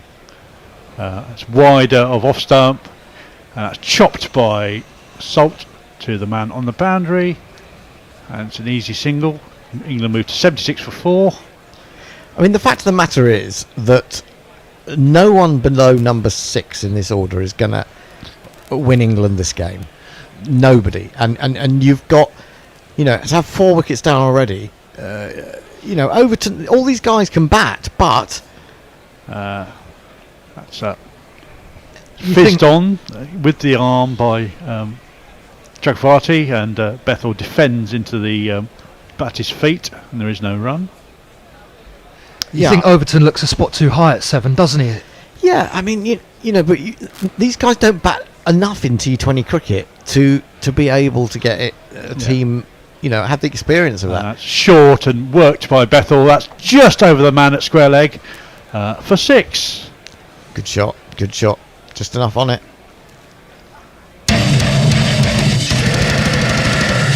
14 off the over in the end, which started with a wicket.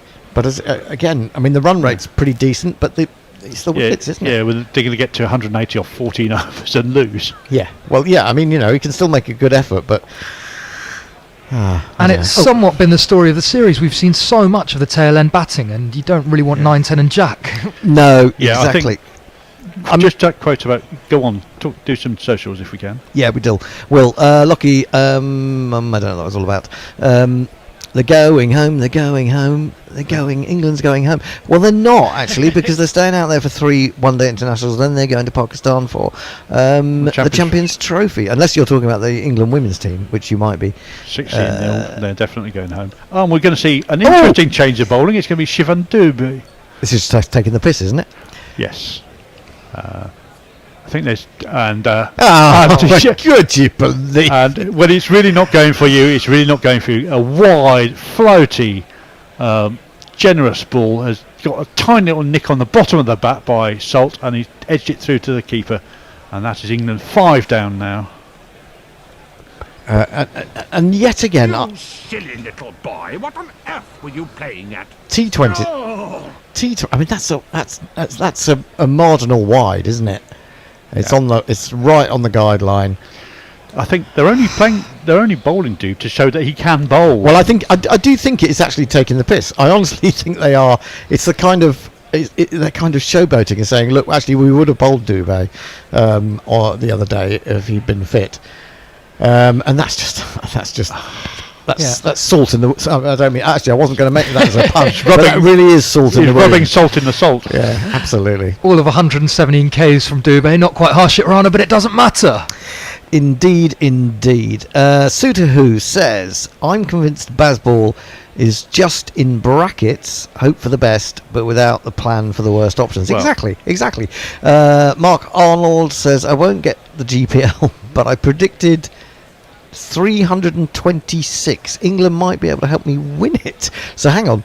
326. That's only 80. Oh yeah, I think he may have just lost out, unless they lose all their wickets in a rush now, which they could well do. Interesting again, as in the last international, Bryden Carter's come in ahead of Overton. For the hitting ability, I think Overton's a better finisher, and that's what I think he should be doing for England. He's as you say, he's a place too high, therefore he gets into play too early. None of these guys are finishers because they don't get enough opportunity to be.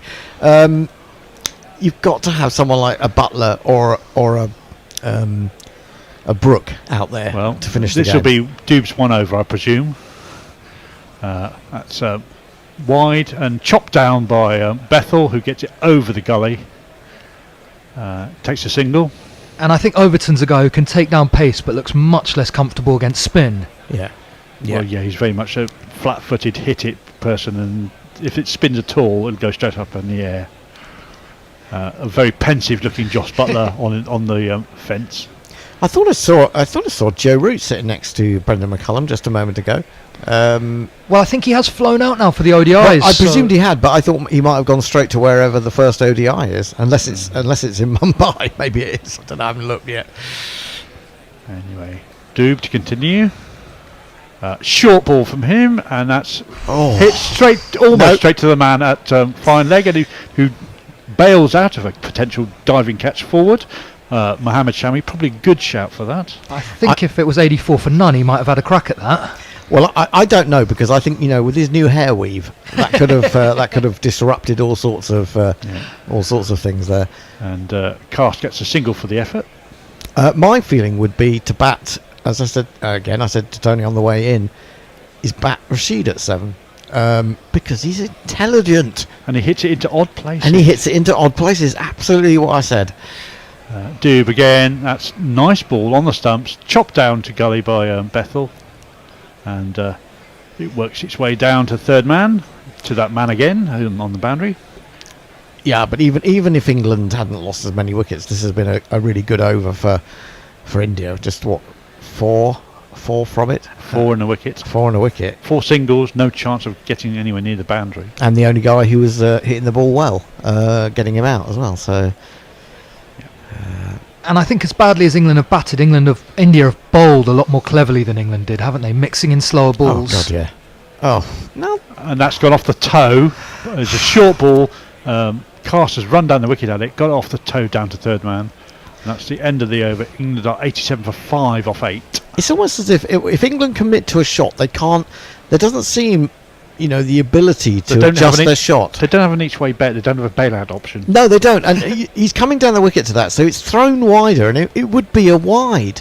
So and then he's toe-ended it. And if you toe-end it, you're not going to get out over the infield. I mean, he's lucky that it's gone down to third man, because if he'd got that, a little bit more of that, he'd have just given a catch to one on the infield on the offside. So it's like the head goes, they think, just smack the blinking cover off it. And look at that card. Salt 55, no one else in double figures. Ducket 0, Butler 7, Brook 2, Livingston 9, Bethel. Oh, and they really are taking the piss now. And they're bringing on the 19th change. It's going to be the guy did bowl 1 or 2 overs in the last match. It's Abishek Sharma with his left arm spin. First ball, decent ball, and it's straight to a man. Unbelievable. Absolute. I mean, England just, you kind of they need to give up this game. I'm sorry, but this is just unacceptably bad. I mean, he hit it well, and he's cross-batted it, but he's hit it straight to. He's hit it straight to long on. And it's nicely taken by the guy. It was a good catch. Who had to run 5-10 yards to get it. But for goodness sake, this is. I was almost about to say, with the kind of day that Abhishek's having, he'll get a wicket. And of course he does. It was really nicely taken. And it's Chakravarti, isn't it? Yeah, some smart bits of work from him on the fence. But it's ugly batting from England. Yeah. And he gets a send-off, and it's going to be this one. Another one bites the dust. I think that is going to be out, Fred. Another one bites the dust. Maybe we will get Adil Rashid up the order now, because he's the only one who does something different, because he can't hit it quite like that. Yeah, bring back Matthew Mott. That's what I say. Yes.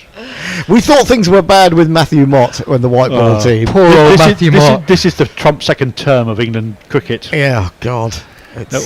Only less than a month into it, and it's already going downhill rapidly. Well, we started again. Yeah. Down the leg side, wide. Hey, at last, some runs. Overton not out first ball. Oh yeah.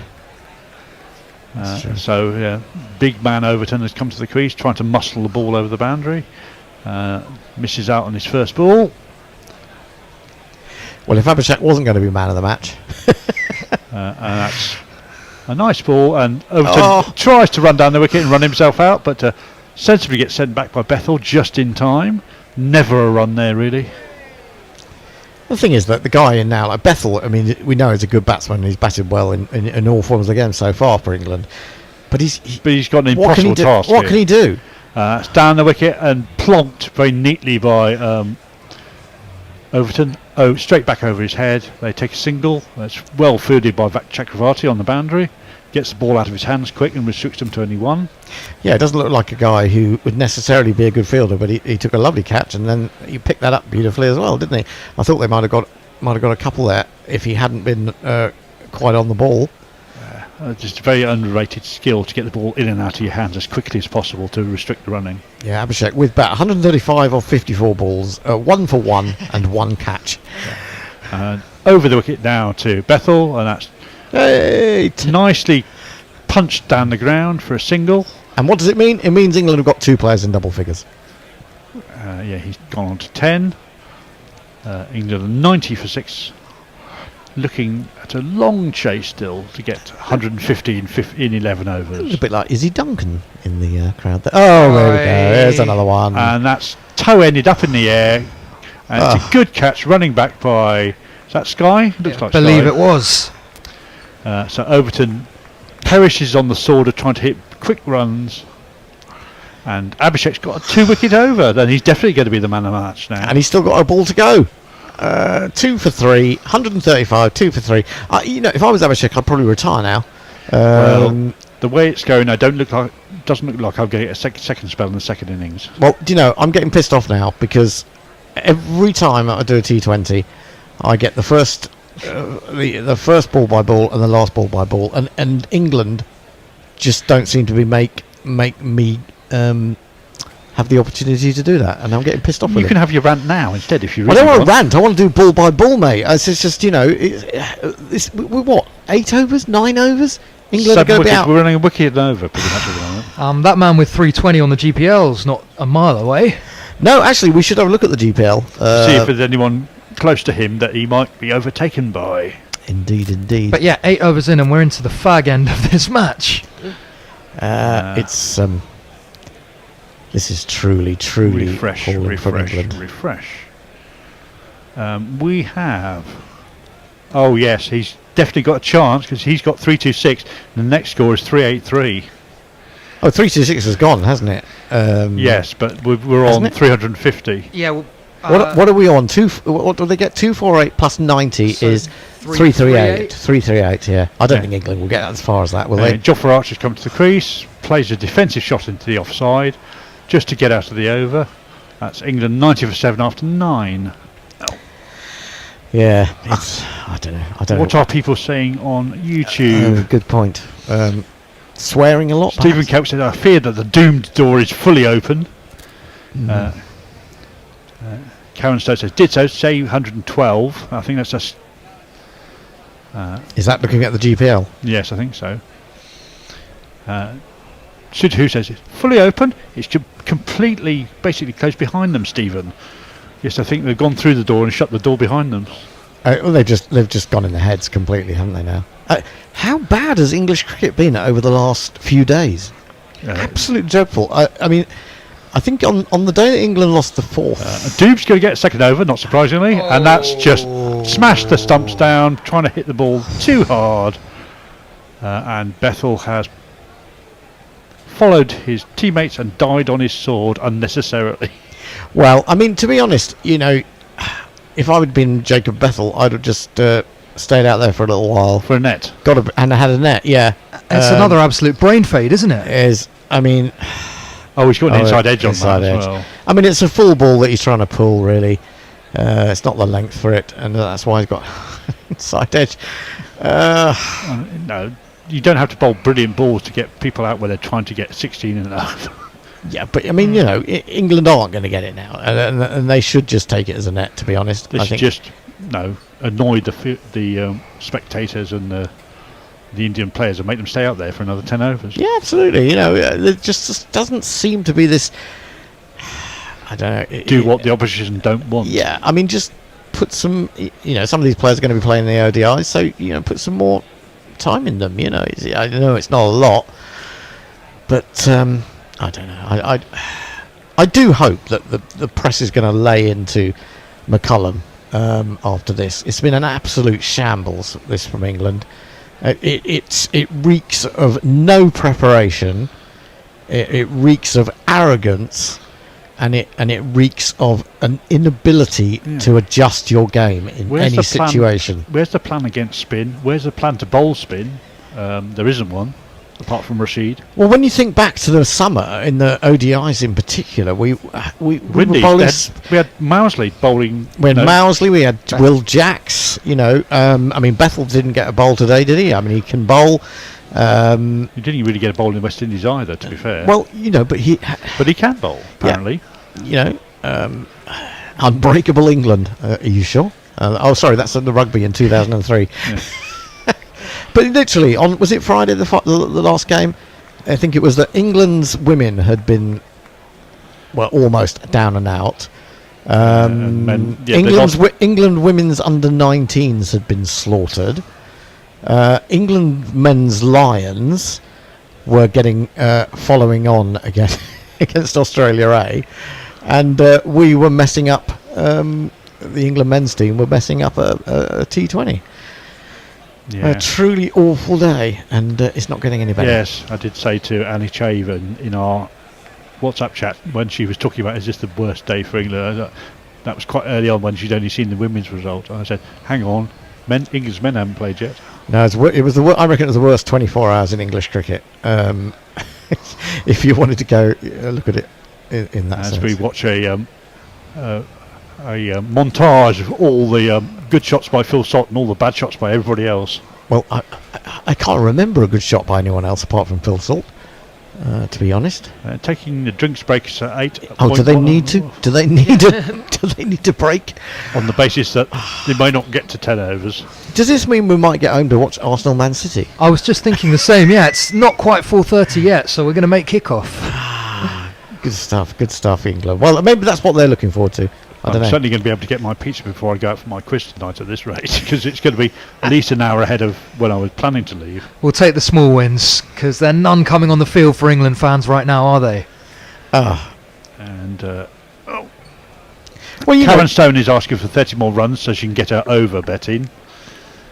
Hello, we're back, we're live. And here he is, at number 10. The man with more cricket intelligence than his little finger. 10 first-class hundreds, which is 3 more than I thought he had, and but his first ball is a dot. Adil, he's the man. He should, I mean, in this team, they should bat him at 7.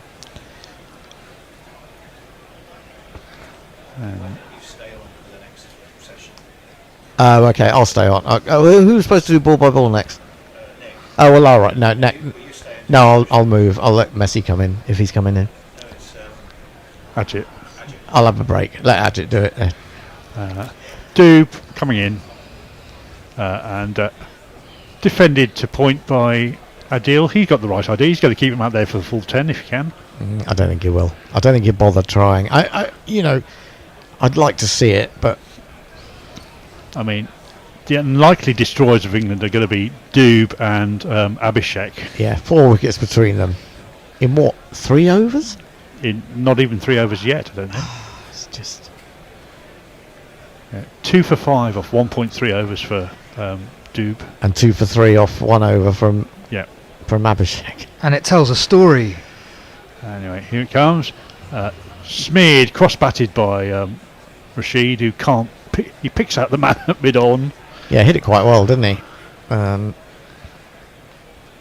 And I mean, it's never easy when you're staring up at a score that's an absolute mountain, but I do feel they've been totally scrambled by that pressure.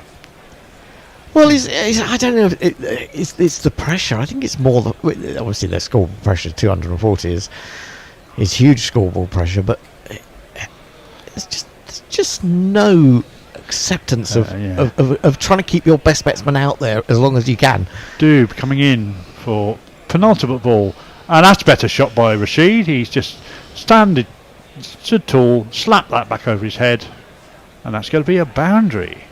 Really amazing. That sounded more sarcastic than I actually meant it to be. But we all know what you meant. Yeah. That's a good shot. Good shot. Yeah. England might even get to 100. So England are going to lose to Abishek by what, 30 runs? Quite possibly, yes. You should get more points for that. I know there's no points in this particular series, but if just the 15 one batsman gets more than the other team per over, and that's short. That could be. Oh, he's just got it over the man at wide mid off, and Hardick retrieves the ball, jogs back in. That's the end of the 10th over. The end of my session. I don't think I'm going to get another one somehow. And England are 96 for 8, and we'll have a shuffle around.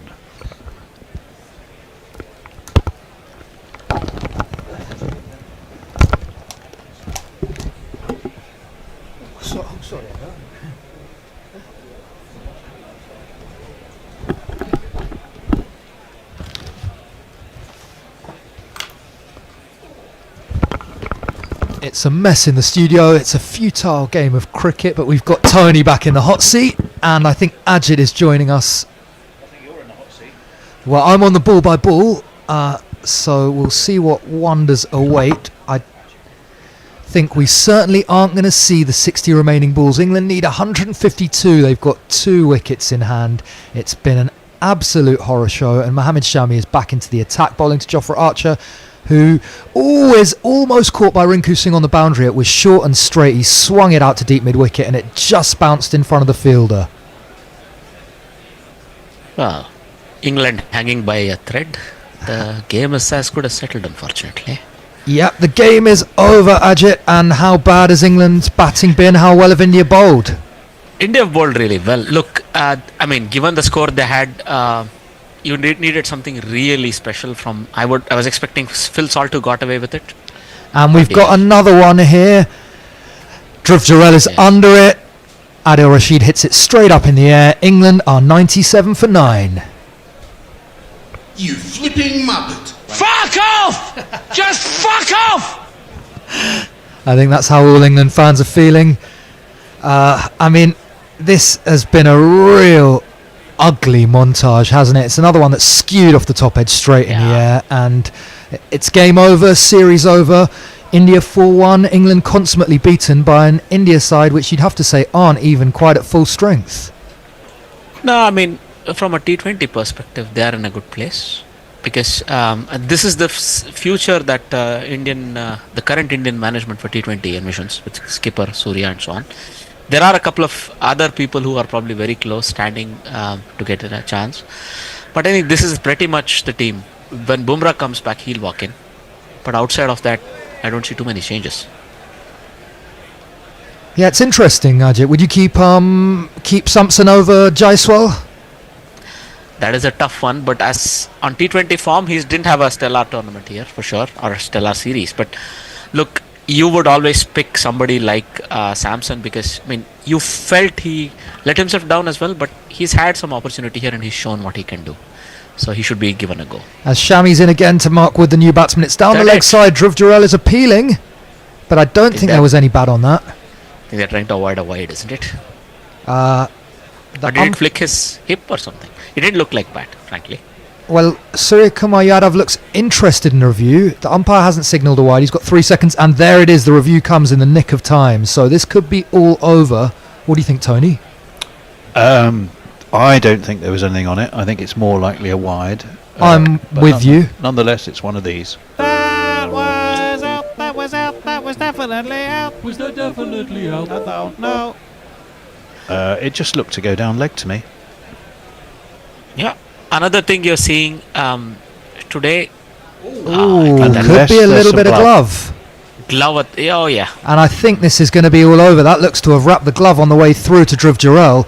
So Mohammad Shami has a fourth, and I think India are going to be emphatic victors here. We need to. When you see it from behind, it's less convincing. Yeah, that angle does change things some, doesn't it? I mean, in the grand scheme of things, it means absolutely nothing because England are down in the dumps, but I think we're going to be put out of our misery here, perhaps. This Snick will tell us there is a little spike.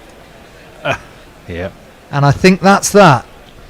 Home for the United. Not United, they lost. Arsenal City. Arsenal City. Although I want everyone to lose that game, so it's more pain coming whatever happens. Are you a Palace man then? I'm a Chelsea fan. Oh, Lord. I'll be at Stamford Bridge tomorrow night for hopefully a big win over West Ham. Well, that's gone.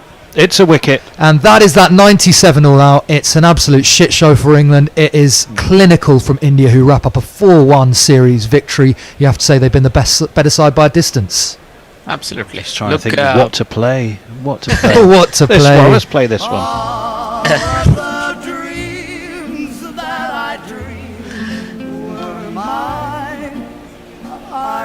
150 runs in a T20I. That's the equivalent of losing by an innings in about 400 in a Test match. Yeah, I mean that is an absolute smashing. And our man with 320 odd was it on the GPL? I think is going to be the winner.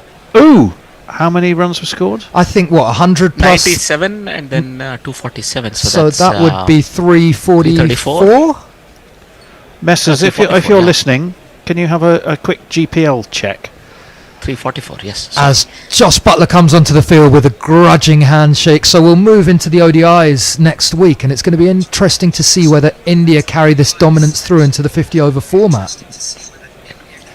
You'll have some other players. Sorry, nobody's won the GPL. Yeah. He is closest to the pin, but you have to get the exact. Yeah, you've got to be bang on to win. Oh yeah, we'd be shelling out a fortune if we My just gave it mistake. to the nearest to the pin. I did try and sign up, but PayPal wasn't accepting my postcode, so I'm stuck on Bet365 for the moment. Oh no, we're not having that. Probably just as well. I thought my 413 was going to be too low. 97, never even made to 100. So it means that Abishek Sharma has beaten England on his own. He might have a shout for man of the match, I reckon. Yeah, actually. By, that's interesting. 38 runs. How much? 13 runs. 38 runs. He beat England by 38 Well, runs. did he get 2 wickets? 2 for 3, I think, in his one over. 3 in his one over as well. I mean, his day. It's hardly worth anyone else showing up in this game. They hadn't been needed. I did see someone had said quite entertainingly that the only possible concussion sub replacement for Shivam Dube would be Gary Sobers. Oh yeah. Well, there was a lot of that could do everything as well as Shivam Dube can do it. There was a lot of 12 versus 11 chat after Friday, wasn't there? And this has been 1 on 11, and it's still the same result. So I think England fans have had a little sober awakening, shall we say? England doing it's that. Not the best start for Brendan McCullum's T20 era, but who knows? He did revolutionize the Test format for England. Well, let me get in a few messages from people after the what can only be described as debacle. Although you've got to hand it to India that they are a fearsome T20. What's that? 17 out of 20 wins now. Am I right? Is that about right?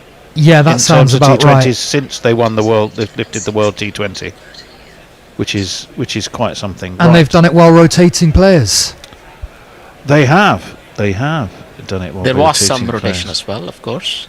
But I think next week's limited over series will be a lot more interesting, simply because you'll have some names coming back, some people who've been told to go play limited overs cricket or test cricket or first class cricket, I must say, and who will want to prove they're still relevant in the T20 in the ODI squad. There we go. Finally, I found live chat.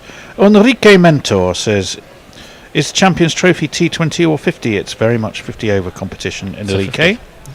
Viva India, he says. Well, fair dues. And not that Jeff Thomas, although the Jeff Thomas, who is the Jeff Thomas and obviously used to play for Crystal Palace, will be a happy man today. Says, thanks, Gorillas, and well done, India. No thing right about that.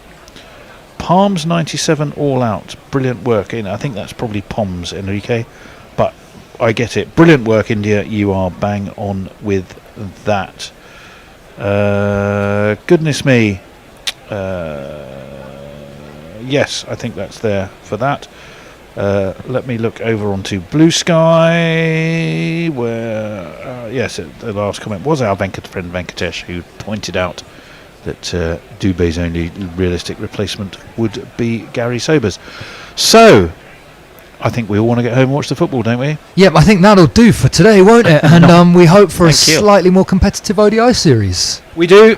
We will be back. When is that? Wednesday, the first one? I believe so. Sounds about right. We will be bringing you every ball of that and looking forward to it. For here, England have gone down at the Wankhede by 150 runs, blitzed by Abishek Sharma, who also came to the party with 2 wickets for about 3. No one had an answer, barring a little bit of Phil Salt, but it was a sprinkle of salt as opposed to the full pouring that was needed for the dish to be anything like tasty enough for England. No prizes for guessing who the man of the match is. He's on screen now. Even if you can't see him, we will see you on Wednesday. Thank you for your company. Thank you. Bye-bye. Cheers all.